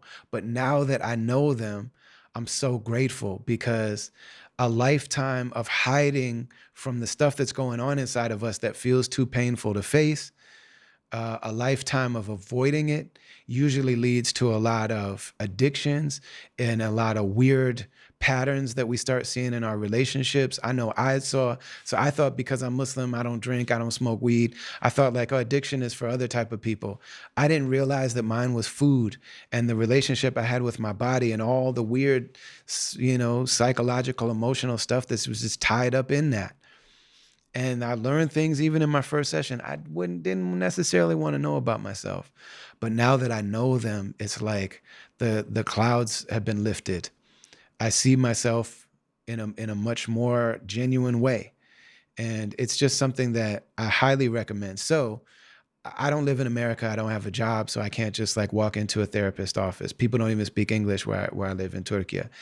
So I got on BetterHelp because I heard about it on a podcast, and I'm so grateful that I did. And so we reached out to them and said, look, we got a podcast. Uh, and will you be a partner with us? And they said, yes. Tell your people about our service. Tell them about the experience you had. If they sign up using the code TRAVELERS, so it's BetterHelp, BetterHelp.com/travelers, you get a discount on your first month. They give us money because you did that. It's not a lot of money, but if a lot of people do it, it adds up. You know what I'm saying? So it does help what we do here. But I would not trade my therapy experience with anything, for anything. I'm very, very grateful that I did it, you know. And I know it's weird. I know it's scary. A lot of the people that are most against it, the reason that most people are against it is for the reason that I just said. And it's really hard for people to hear. But BetterHelp is something nobody even has to know that it's you. You can literally tell your therapist that your name is whatever. You know what I'm saying? You could tell like, hi, I'm Pee Wee Herman, and your therapist will have to call you Pee Wee Herman. And you can tell them whatever you want, and you can go and be toxic and complain about all the bad people that have ever done you wrong. And you can go and whatever, and you will very likely benefit. And if you don't get the right therapist and it doesn't feel right, just change therapists. You just push a button and change your therapist. You could tell them that you want it to be the same group of people you're from, or whatever you feel like. You can get a therapist that's there for exactly what you're trying to do. And even if you never tell anybody, even if you just go for a month and then you cancel your subscription, at least you know a little something about what it's like to go to therapy, because it's not like it is on the movies, and it's not a bunch of, it's something that everybody should at least try. So try it, man. Just go to betterhelp.com/travelers, betterhelp.com/travelers. Get a discount, get them to give me some money, and we appreciate you. Is there an album for you that is like, this is when I got sober? Or was that like over a span of time, or? I got sober in 2010. So like Counterculture was pretty much done by then. So okay. that's why to keep bouncing this on there, because I was still drinking when I turned that record in at the end of 2010, I think, or middle 2010. And the final version came out 2011. So I just stopped drinking when I turned that record in. So I didn't really, the records where I'm not drinking at all are like King No Crown, Respect the Architect, Two-Headed Monster. Those are all joints where like I wasn't drinking, and it from start to finish, and it kind of reflects it in like there's commentary on there about me not drinking, you know. But yeah, I think the drinking thing, thankfully on my end, my drinking was all like shit I did outside the house. Like I never was I literally never kept alcohol in my house the entire time I drank. Never a bottle of shit had ever been in my house. A can of beer, nothing. Wow. It was strictly some shit I went out and did. So like it never, when I stopped drinking, this part of what I did never really changed. It never impacted my music. Okay. So I never, you know what I mean? I never. Because that was very public. Yes. Like I still know I know what you like, I don't know how I know that. Yeah. But I know exactly. Yeah. I know the numbers of like, you know what I mean? Yeah. Like I remember like, oh man, how many, okay, so it's this many beers. How many Long Islands though? That was always like, oh man. I remember you get on stage and be like, it's a 4 Long Island night. I was like, oh man, this guy's gonna be laying down on his back by the end of the set. Yeah, man. But you know that too was like, you know, we all dealt with it. Like you think about where we started from to where we were within a year or two of that tour. You know, we was playing Brother Ali album release, Rites of Passage album release parties. That's where we met. In Minneapolis. Yeah, we met at my album release party with my very pregnant wife. I had on open toe sandals at that show. I remember that. That's crazy.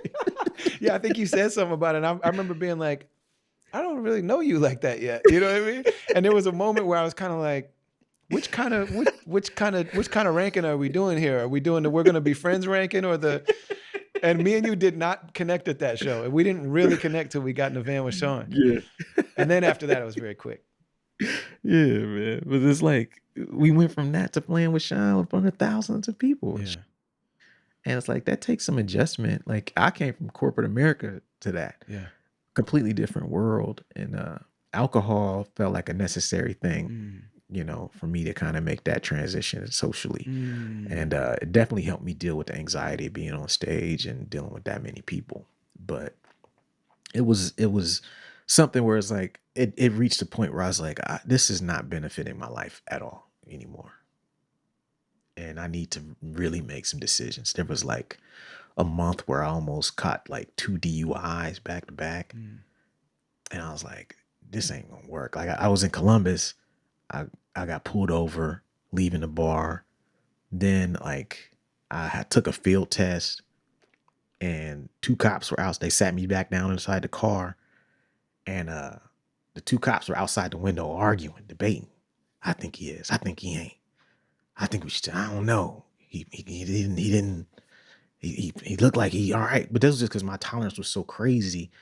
I wasn't gonna be tipsy physically. You couldn't tell physically. My tolerance was so high. I was drinking so much back then, but I had admitted to drinking when they pulled me over. You been drinking, sir? Yeah, but only since like 6 o'clock. Get out the car, sir. Like, why did I admit to drinking since 6 o'clock? It's 1 o'clock in the morning. I shouldn't have said that. Like since 6 o'clock. You're supposed to say I had some around. I had some with the officer. I'm a little high. Like I had some with dinner. I had wine with dinner. Right. A couple drinks with dinner, just a glass of champagne. Nah, my dumb ass admitted to drinking only since 6 o'clock. It's 7 hours later. Right. I just put in a whole shift, sir. Right. I'm done now, though. I'm just headed home. Just let me go. No. Got any breathalyzer tests back there? Right. It's cool. Don't worry. I do this all the time, sir. No, it was like look, I am no drunker than I've been any other day this week driving on this same street. Why are you tripping now? Right. What's the big Why deal? you acting brand new? Right. I do this every day. So that shit was like, they were like, yo, if you find somebody to come pick you up, you gotta leave your car here and you can go. We'll let you go because we ain't sure. So I called my buddy, picked me up, parked my car right there on the side of the street. Then a couple weeks later, I was at Soundset. I played a show in Duluth the night before Soundset and was driving back from some Memorial Day weekend from Duluth to Minneapolis. And got hawked in too. Same thing. You know what I'm saying? Beat the field test. Dude was like, yo, maybe you're just tired. Just pull over at the next thing and get some rest. Get some water and chill out. I'll let you go. Wow. And that's when I was really and I had a fucked up New Year's where I had like, I drank a lot at New Year's and I was sick for multiple days, just like feeling like crap. And I was like, it's time to reevaluate this thing. But the 2 DUIs, I was like, yo, if I would have got one of those, I wouldn't have been able to tour like that. Which would have had a messed up output on my income. So I was like, nah, this ain't it. Yeah. And it was just other things. I was like, I'm tired of feeling like I'm running away from certain shit. I need to actually confront it and talking about like emotionally. Yeah, because everybody drink for a reason. You know what I mean? It's like people don't want to admit it, but it's like it ain't just a social thing. You know what I'm saying? Which is why some people have such a bad time with it because it's really there to help them deal with something else. Yeah. You know what I mean? And if you never have that conversation with yourself about why it is you feel the need to drink in the first place, aside from it's social and everybody's doing it, then you're never gonna fix it and not need the alcohol. So to me, it prompted me to start having these conversations. What is it really you trying to get out of this? Why do you feel the need to drink like this before you get on stage? Yeah. Oh, because you don't want to be nervous. Well, why do you feel so nervous? Right. Oh, because you're worried about embarrassing yourself in front of people. Why are you embarrassing yourself? Oh, because you're not practicing enough. Oh, why don't you practice enough? Oh, because you're just being lazy and you rushing through it. Why don't you practice more? Okay. Then all of a sudden I get sober. Now I'm able to play trombone on stage and guitar on stage and effects pedals. Shit I wouldn't do when I was drinking.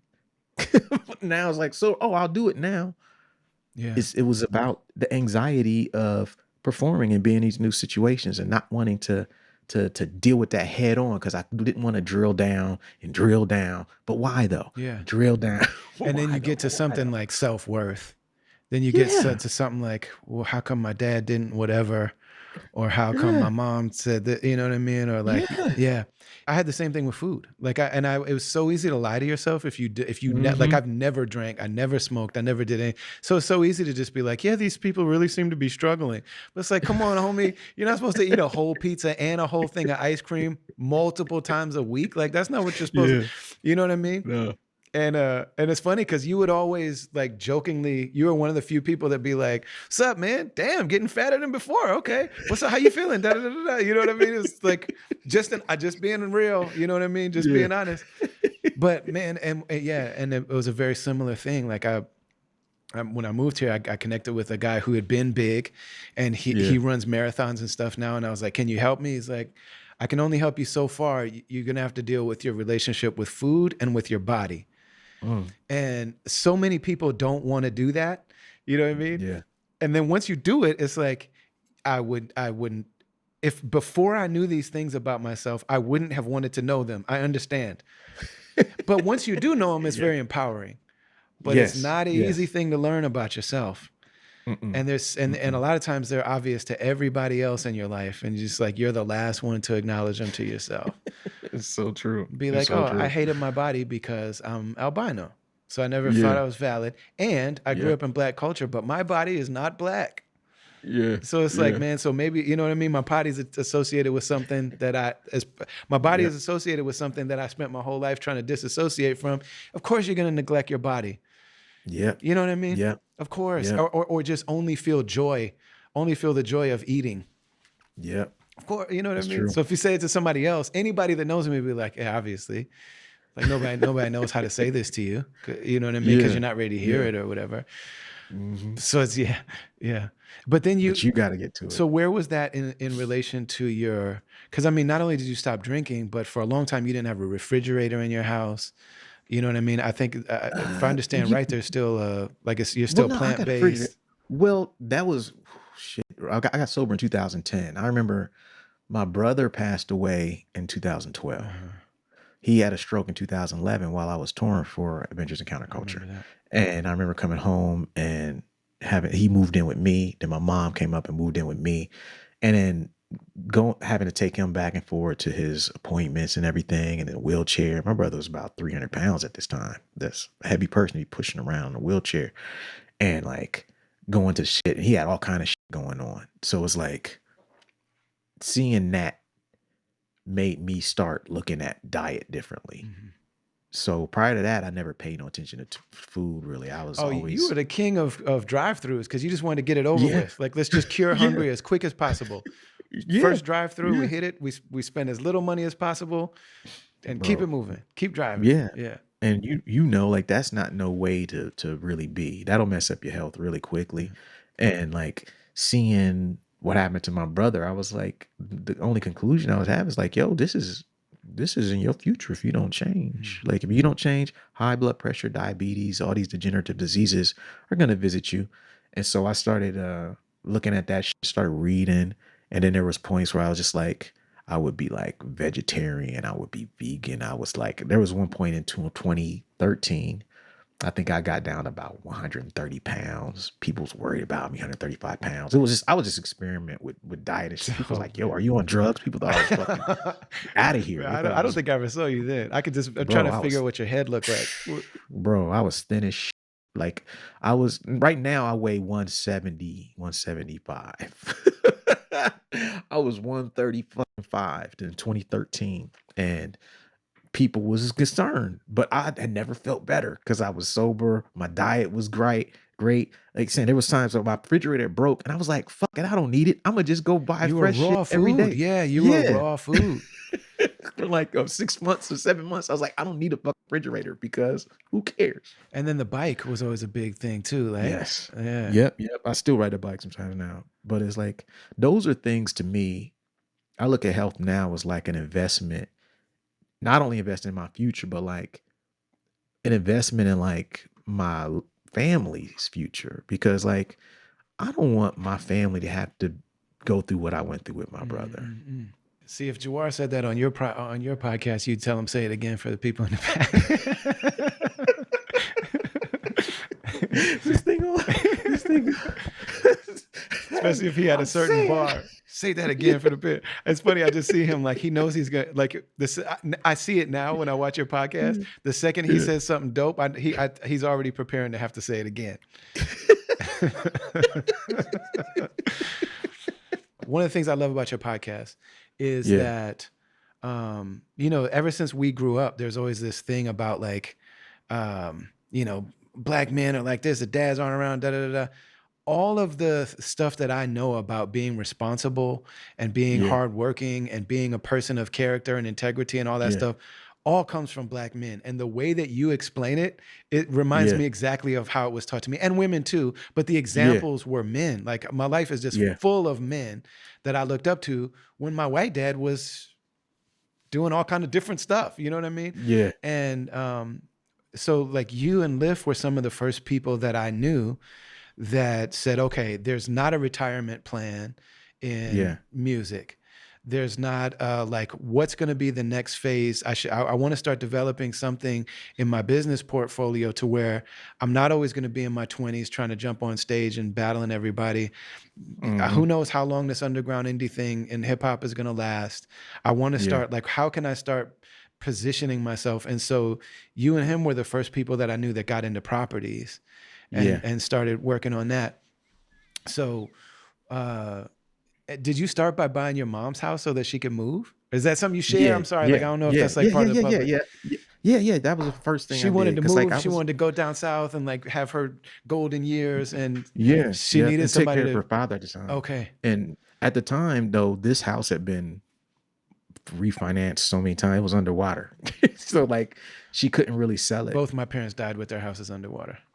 Yeah, once it happens, it's like very hard to come back from, because if you sell it, you're losing money. Hell, the bank might charge you money Yeah. for selling it. Yes. For selling it. You on a gotta short go. sale. You gotta file bankruptcy and lose your crib. Both. Yeah. Yeah. And so like my mom wanted to move down south, could not really.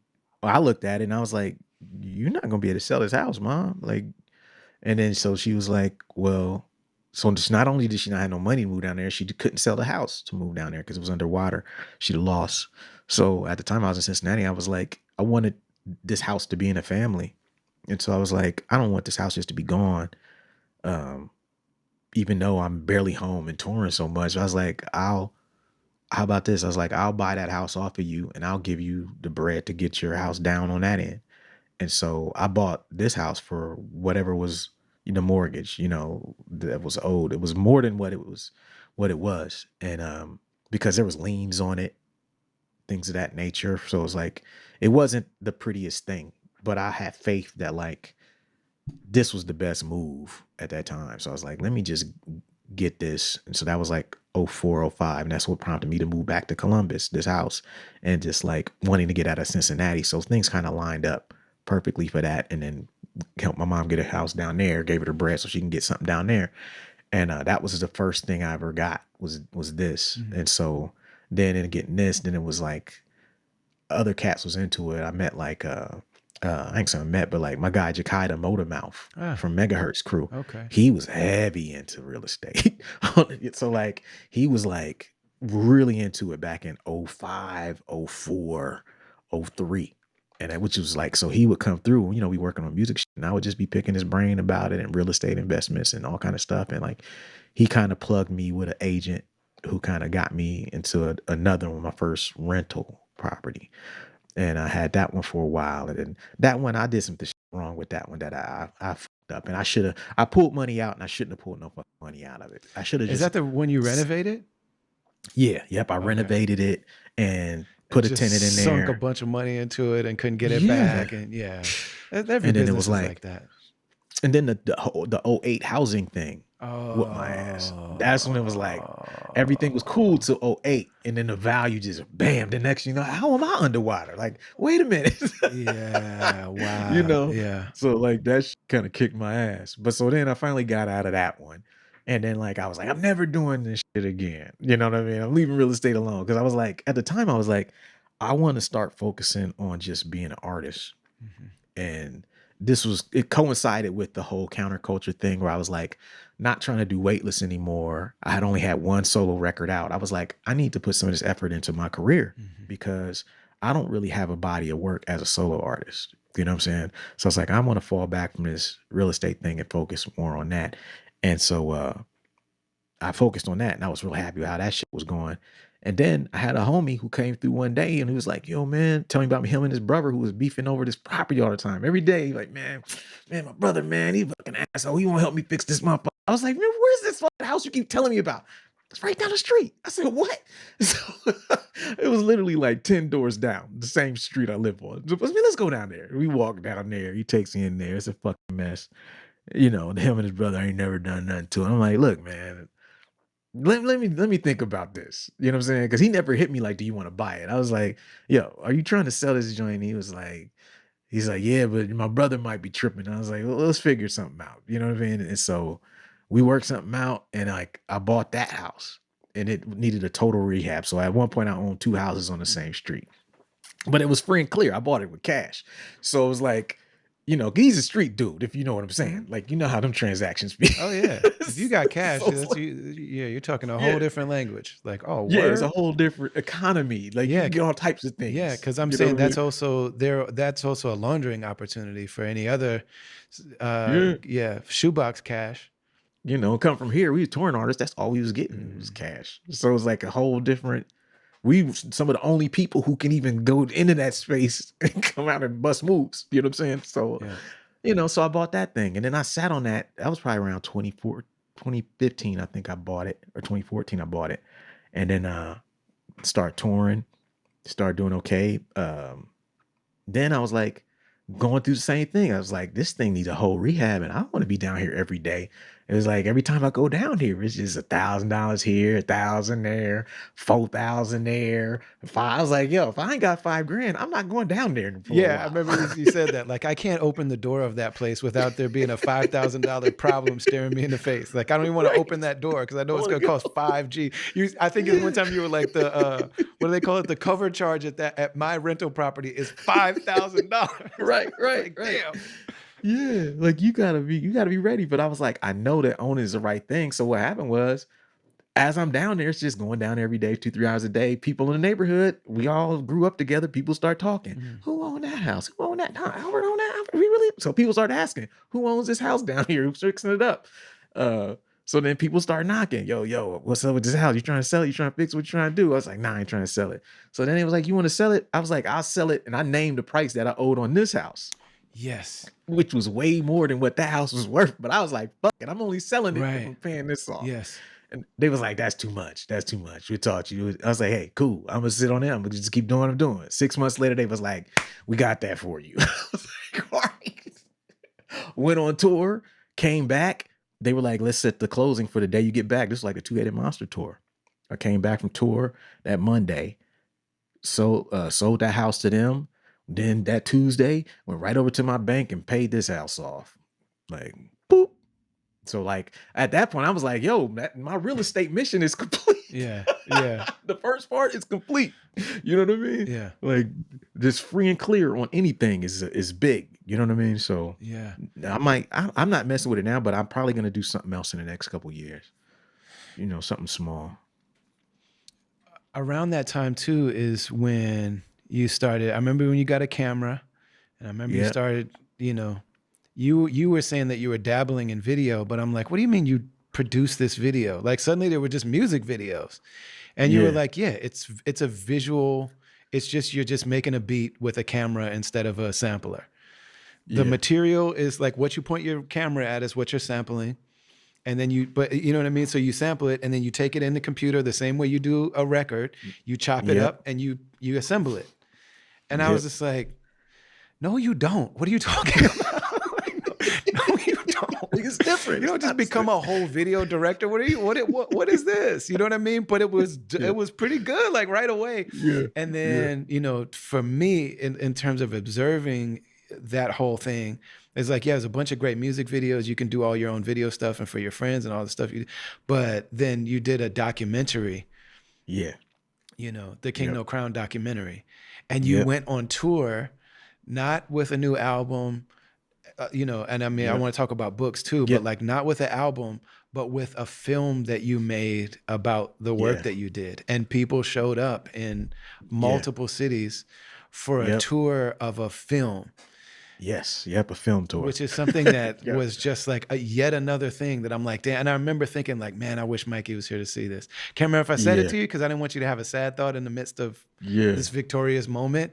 You know what I mean? Of being in Yeah. Minneapolis with, you know what I mean? There's like a respectable number of people that if you had that many Yes. people at a show, it'd be like, okay, this is a cool turnout. But Yeah. they're just Yep. watching a movie. You don't have to perform. You didn't sweat. You know what I mean? Right. It's just like Right. you're there, you Right. push play and be like, I'll show you the movie I made. And it Yeah. was Yeah, great. So man. like what was that? One of the Yeah. main questions is like, how did you know that you could get into that thing? But then also to make a documentary where you actually document a chapter of your career. It's not the whole thing, Yeah. but like you Right. documented a certain chapter of your career because having the foresight too to know that like this matters. Like it's not Yes. about it doesn't matter if Pitchfork doesn't think I'm worth talking about anymore. Right. This Right. matters. Like what I'm doing matters, and it matters to me, it matters to my community, and it's someday somebody will want to see what this Yeah. was. Yeah. The film thing to me was more like I started doing the music videos, like you're saying, and it was just like, hey, storytelling is changing. That's really where I started because it was Mm, started, I was blogging first. mm, And that kind of got me into writing and storytelling outside of music. And then I was like, damn, where is this shit gonna go? Then I was like, oh well, the camera is starting to come down. This video shit is gonna be the next evolution of shit we need to understand. mm, So I was like, start picking up the camera, and I just instantly took to it because I could see the parallels between, like I said, like chopping samples and chopping footage. And I was like, I was seeing it from a production standpoint. mhm, Like, yo, this is kind of similar. Certain things, concepts extended across both of them that I think helped me kind of catch it easier. And so then eventually I was like, yo, I want to tell more stories. So what I started doing, I knew I wanted to make a documentary film. So what I started doing here in Columbus, and this is, I don't even know if I talked about this too much, but like I was going to this community center called the New Harvest Cafe here in Columbus. Guy named Kojo used to run it. And he older gentleman, and I would stop in there and kick it with him all the time. And he was heavily involved in the community. And so I started being like, yo, I want to start making a film.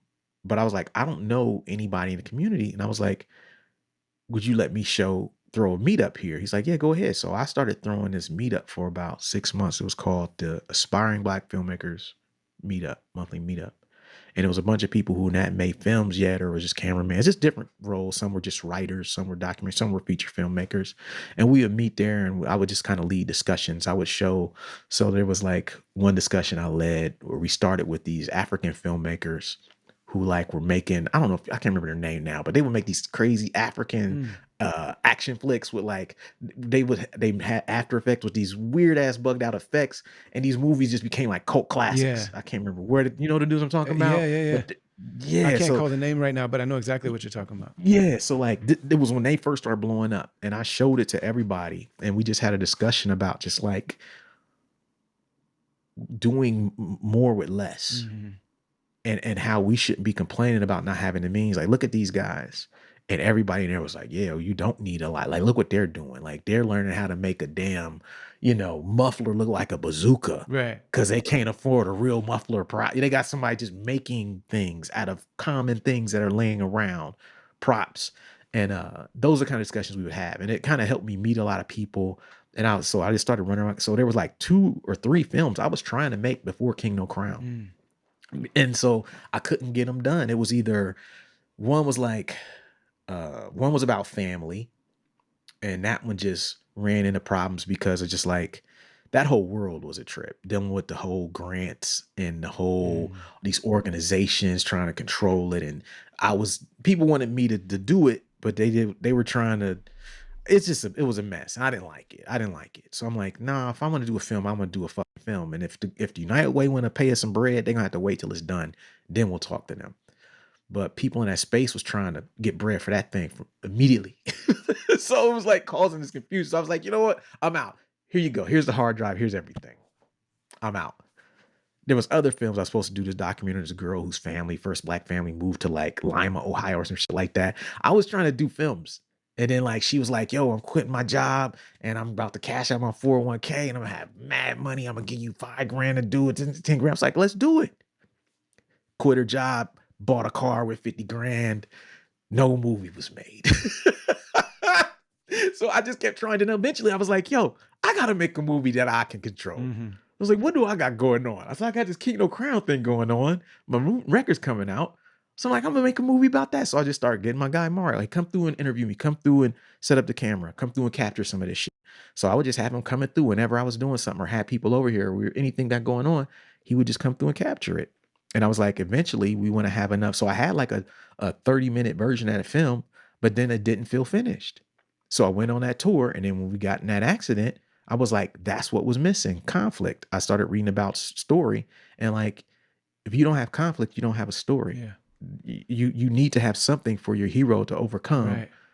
And so when that happened, I was like, this is actually what I needed to happen if for this film to make sense. You know what I'm saying? So then I got back and I sat for a while because I was still processing everything and fucked up about it. And then about 6-8 months later, I was like, okay, now I'm going to finish it. During that time, because I was leading that group on filmmakers, I learned about the first black filmmaker named Oscar Michaud. And Oscar Michaud, what he did in those days was he would just get one big reel or 2 reels total of his film, and he would throw it in a car, and he would do these city by city tours. He would go to Chicago and play his movie for 3 nights. These are the first black films. And then he said they would be like 1,500, 2,000 people there at every showing. This is in like 1910. And then he would go to fucking Indy and do it. Then he'd go from there to fucking, Pittsburgh and to Philly. And then he would go to Charlotte, Atlanta. And he would do the same thing with these 2 reels of his movie in the car. And they eventually wear out and he'd have to try to do it all over again and get a whole new reel made and copied. But they was doing thousands of people every fucking night to see these black movies. Yeah. And I was like the precursor to Melvin Van Peebles. Yeah. Like, and I'm like, yo, and his thing was he became a filmmaker after Birth of a Nation came out. He saw the power that racist people had with Birth of a Nation. Okay. And he was like, and he saw a bunch of black people picketing outside of Birth of a Nation. He was like, that's cool, but we need to be creating media to combat these things, just like they're creating media to create these stereotypes. We need to be doing this as black filmmakers. And so he was like, he wasn't even a trained filmmaker. He was just a regular dude. He never came up like, I'm a cameraman, I'm an actor, none of that shit. He was just a regular dude. It was like, no, we need that. Yeah. I'm going to do it. I'm going to take the chance. And he was literally the first guy. And so it gave me the idea like, yo, why don't you book a film tour? So I was like, I'm going to do like Oscar Michaud. I'm going to get in the fucking van. I'm gonna book as many cities as I can. I did end up like 20 cities. I went from as far as here all the way down to New Orleans. I think that was the farthest one I did. It came all the way back. And it was like, that shit gave me the love for touring again. It gave me the love for touring again because at that point I wasn't quite sure if I was going to tour again. Well, because I mean, like you said, I'm sorry not to cut you, but the big like conflict in the movie is that the unthinkable that we all, like all of us that are on tour, like our exposure to danger in a car is like 100 times what anybody else is, because every day we commute for 8 hours every day to go to work. Like we're driving. We're driving at night. We're driving tired. We're driving. You know what I'm saying? And I mean, it's the thing that's always looming in the back of people's minds that tour, and it happened to you. You survived it. Also, it's a vehicle that you owned. You know what I mean? Like you're maybe the first person that I knew that actually bought your tour van. You know, and so and that was a big thing for all of us that like, damn, Print them got in an accident, you know, and so I wondered about that as well, like the idea of, you know, the unthinkable happening on tour, spawning and then making a movie about it and then taking that movie on tour. Just to me, it seems like the ultimate, like you will not defeat me. Yes. That's very much my attitude. My attitude with a lot. I read a book maybe 15, 20 years ago on like a Kindle, and it was called problems are opportunities. It was like a short ass ebook. You know what I You mean? love books And the like that. premise, You love, man. yeah, Oh my God. like Yeah. the free little Kindle book. And It was based, self-help and like you yeah, love all those traits because yeah, I you love actually that know shit, you man. convert them into real life things though. Like you're Yeah, able to actually yeah, make use of that stuff. yeah. Yeah. And it made me look at shit like, wait a minute, because it was basically saying like, yo, problems are problems as long as you see them as such, but there is an opportunity in every one of them. You just got to be willing to take it there. Mhm. And I was like, yes, you know, this accident was horrible. But if I can either cower, not do this shit, run away from it, or I can just tell this story. Maybe it's a story that needs to be told. Mhm. And there's an opportunity in telling the story. So that's when I was like, I'm just going to tell the story. Just like I was going to tell the story of the album anyway. This is just the chapter in it that we're on. So it was like, and then that created the opportunity. And so I've always looked at it like that, like, yo, if you can switch that thing in your mind to where you look at these like a problem is, man, I'm tired of people asking me all the time how to do this shit. I'm tired of people asking me for free advice. Well, that's the opportunities that people are looking at you to teach. Yes. Yes. Yes. And you Yes. might have a Yes. business Yes. right there, right? Yes. So that's how I try to look at it, man. And that's what led me to do that film tour. I was like, yo, I'm gonna take this to natural progression. And then because didn't have to be on stage every night, man, it was so dope, so chill. That shit gave me the love back for everything. Yeah. I started staying in better hotels. I was asleep by 9 o'clock at night, eating good every night. It was perfect. I was like, this is amazing. You ever think about comedians? Like I love comedians, man. I have a bunch of comedian friends and like I be thinking about like, man, these people travel by themselves. Yeah. They don't have a big crew. They don't have to pay anybody. They don't Yeah. really have to sound check. You know what I mean? Like they just walk in, grab a microphone, stand up in front of a room full of people. I Yeah. think it's harder to get a career cracking like that. Yeah. But if you actually get it going, then Yeah. there's something about it that I'm like, man. It's very refreshing. You ain't got none of that extra stuff. We got no merch. When I started making money speaking, Yeah. it was like that. Like I was like, Yeah. oh, this is kind of nice. Like I just get an Uber, go to the hotel. Like I start flying because Yeah. I can't drive. So like, Yeah. I start flying from place to place when I do my speaking engagements, Yeah. go by myself. You know Yeah. what I mean? It's the only you in the hotel chilling and like, Yeah, yeah, dude. man. This is great. Very great. Yeah, speaking so I mean that's yet another one of the things that we talk about not only with like Black pioneering, not only of the art forms, but also understanding that one of the elements of the art form, which is an art form in and of itself, is building independent business Yes. around it, Yes. building a chitlin circuit, Yes. building an economy, having independent, it's like, okay, we're not going to be in their newspapers. We'll make our own newspapers. You know what I mean? We're not going to be in their theaters. Like we'll go, we'll put another theater on this side of town. And, Yeah. like really, really, I think this is just one of the many things that people don't realize, particularly in underground independent music, is that also that type of business, not only was this art form and culture created by Black people, but also the approach to business, the DIY approach to business. Not that nobody else participated or did it too, but as a necessity, Yeah. you just see immediately after slavery, you know what I mean? Entire cities built, Yep. like entire, Entire like economies. Yep. yeah, you know Yeah. what I mean? And every single part of life Yes. is just like, okay, we will figure out how to facilitate all of our own needs, Yep. and then oftentimes those people start doing better than the mainstream ones. And then what happens? They come along, you know, like in Tulsa where they actually just go ahead and bomb it. Yeah. But so when people look at the music industry and they're like, yo, this is messed up. We're the ones that brought all these people to social media, and now I got to pay to promote on social media. Like doesn't somebody see that this is a travesty? It's Yeah. like, yeah, welcome to the world. Like, welcome to the world. Like Yeah. every single type of, of business and audience and energy and cultural thing, like has been built and stolen by Black people. It's just like, now Yeah. you're starting to get a taste of like the way that this works. Yeah. Well, you gotta also always be careful with this shit, man. Mm. Like everything is like it's set up to make you feel like you in control. You know what I mean? To make you so people, it will make you even take pride in certain statistics. Oh, we watch the most TV, so they shouldn't change that thing. Now, if you watch the most TV, that means that they know that they can do anything to you. Right. Or, or we do this or we do that. It's like, yo, we got Black Twitter. Now why is Twitter changing? And then he just, nah, that's always been the scam. Like, it's like we gotta be careful with some of these things because it's to use y'all Right. to pub it up, Yeah. to be more active on it, and sell it to the highest fucking bidder. Yeah. That's the fucking game. And if you don't see that game coming, you keep falling for it over and over. Look at fucking Puffy. Oh no, I own Revolt, man. This is Black TV, man. He's saying whatever he got to say to get Black folk to fuck with Revolt. And then as soon as it's revealed, oh man, he ain't owned but like a couple shares, man. He was just his folks. Oh, word? Oh, Puffy just the whisperer. He the Negro whisperer. Man. He just gets out here. And it's like, this shit happens all the time to Black people. Yeah. It's a very common thing because we want something to champion.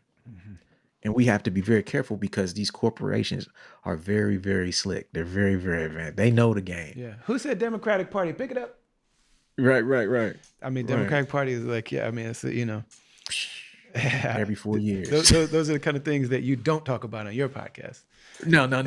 Yeah, on here, I'm like, yeah. I know this. I can let a couple bars off over here. On mine, I'm like, nah. Yeah, man. Well, I mean, yeah. And one of the things about it is that what I see over and over and over again is Black artists and business people being in a position where it's like, if I even open the door to start talking about these things, it's going to make everyone so uncomfortable.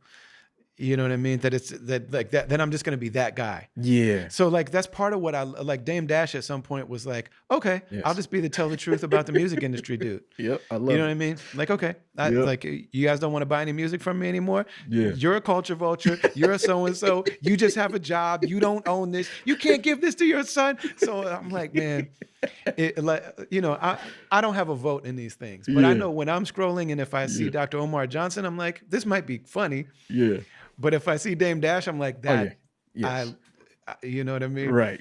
Yeah. I don't want to be friends with him. Yeah. I'm not trying to, I would never go into business with him either. But I'm like, man, 95% of the time that he's talking about something in like power and reality and business, like, man. Yeah. I mean, artists need to see it because it's like, we know that like the music industry can look very different to two different artists depending on what level you interact. Some artists engage with the music industry as assigned artists. They got layers of people. They got management, they got booking agents, they got publicists, they got all these things. Stylists. They never are directly interfacing with the industry like we may, right? So for us, it's like, nah, we're boots on the ground. It looks different where we're at. This vantage point, it looked different. Yeah. And so anything that the audience sees, hears, experiences, the chance that we did that with our own hands is very, very high. Like if the merch display looks good, there's a very good chance that I did it. If there's other people here, there's a very good chance I drove them here. Yes. Literally, like I got them up and I got, you know what I mean? Yeah. Tickets sold. I pushed that link. I promoted that tour. This is not, Ticketmaster did not take out an ad to promote these dates. No, I posted that. I took the Facebook ad out. I did this. I did that. I boosted the post. If you saw a poster in your local record store, I either put it there or I knew the person I could call and be like, hey man, I need a solid. Yeah. And when you come to Columbus, I got you. You know what I mean? But I'm gonna send you this link. Do you mind even going to Kinko's, or like I'll send it to Kinko's, it'll be printed out. You go there, pick it up, Yeah. Well, it's a really good, I've been wanting to do this for so long. I got 30 other things I could. Not to mention just jokes and stories, and we didn't talk about you playing too much, and we didn't, there's so many so many things we didn't even, but yeah, man, it really means a lot. So many of our artist friends, it's like people see a portion of who we are on stage and in the records. And then when you know somebody, especially when you know somebody very well over a long period of time, it's like, he really is that person. She really is that person. But then there's also a lot more there too, that it might not be able to go into that particular form of art, Yes. Which is why it makes sense to me that you've found so many different types of artistic expression. You know what I mean? But just your story and the way that you've always been able to um, assess situations and assess and address situations for yourself, and to just over and over and over think creatively, not only about the art, but the way that you live, the way you conduct your business, the way that you know, it's really inspirational, you know. Thank And you. I know that I know everybody in our circle of artists feels that way. I know that, you know, the people in your city feel that way. You know what I mean? Where Yeah. people say like, don't meet your heroes and don't whatever. I love when there's friends of mine that I'm like, man, I wish people be like, yeah, Blueprint is so dope. I'm like, man, wish you knew him. You Yeah, have that's no dope. idea. You know what I mean? Like you do, you see Yeah. it, you're seeing part of it, but man, wish you knew him. Yeah. So yeah, man, it means a lot for people to just get, and we only just scratch the surface on all of these different chapters, but Yeah. I think it's really great to be able to hear it and have it recorded all in one place. So Yeah, I agree. I agree. I got to get you on Super Duty next, man. So we'll rap about that. I get some bullet points and such. Yeah, good place as such. Yeah, even that is very like, Yeah. like there was a whiteboard involved Yeah, on yeah, that exactly. podcast. Like we know Very, exactly what we're saying. We're not just gonna, this is not very. the Joe Rogan podcast. Mm-mm, mm-mm, We're gonna mm-mm. say these things and then we're gonna turn these microphones off. Yes, yeah, we need a framework. Right. It's dope. It's dope. I mean, Yeah. one of the things is like you are a lot of artists find it very difficult to manage ourselves. Yeah. You know, like that's a major challenge for artists. Is like, yeah, I can be Yeah. creative, because the creative side, a lot of times you feel like you shouldn't manage or can't manage or something like that. There's this feeling of like, I don't know where it comes from, man. I just want to create. Right. But in reality, to do it over a long period of time, you know, people that are able to manage themselves, discipline themselves, to be able to see like, this is the direction I need to be trying to be swimming and moving and growing in, you know. And so that's why people like you and Sean, you know, and a few other friends of ours, Merce, it's like, you know, me being on that label for so long, you guys are the people that I look to that like, man, that can be done. Yes. I'm just going to need to tighten up in the way that I've seen some of these other people in my life tighten up. Yes. And so you've been a huge inspiration for me too, on the mic and also, but just Thank you, brother. in your Appreciate it. overall journey in this thing, man. So Thank very you. grateful, brother. Thank you. Thanks for having me, man. Thanks for having me. It's been dope.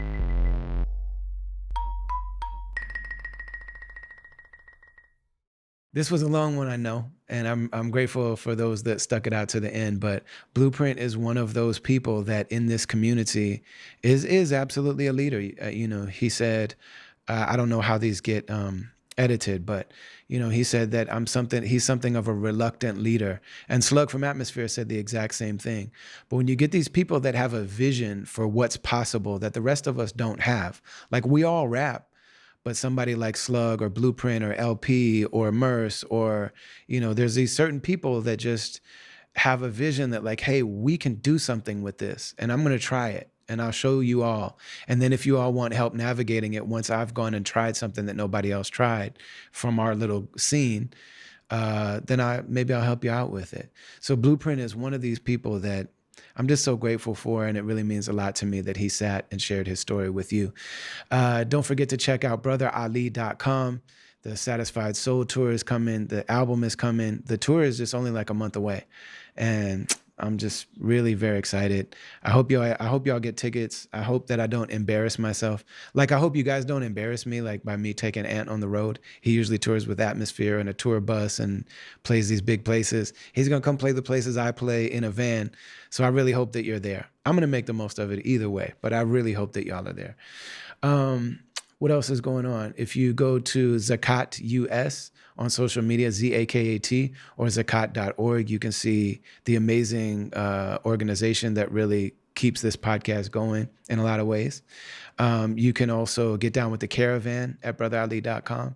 You can join the mailing list at brotherali.com. All of that supports the work that we do. And also check out betterhelp.com/travelers and get down with the therapy journey. Travelers podcast is produced by Brendan Kelly, aka BK1, and it's a production of Travelers Media, which is our thing. BK1 has a new album also. The new album is called A Black Box Recovery. So go and check that out. Shout out to all the people that like, share, and subscribe and give me feedback all the time.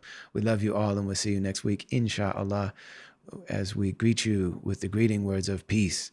In the Arabic language, we say, Assalamu alaikum wa rahmatullahi wa barakatuh.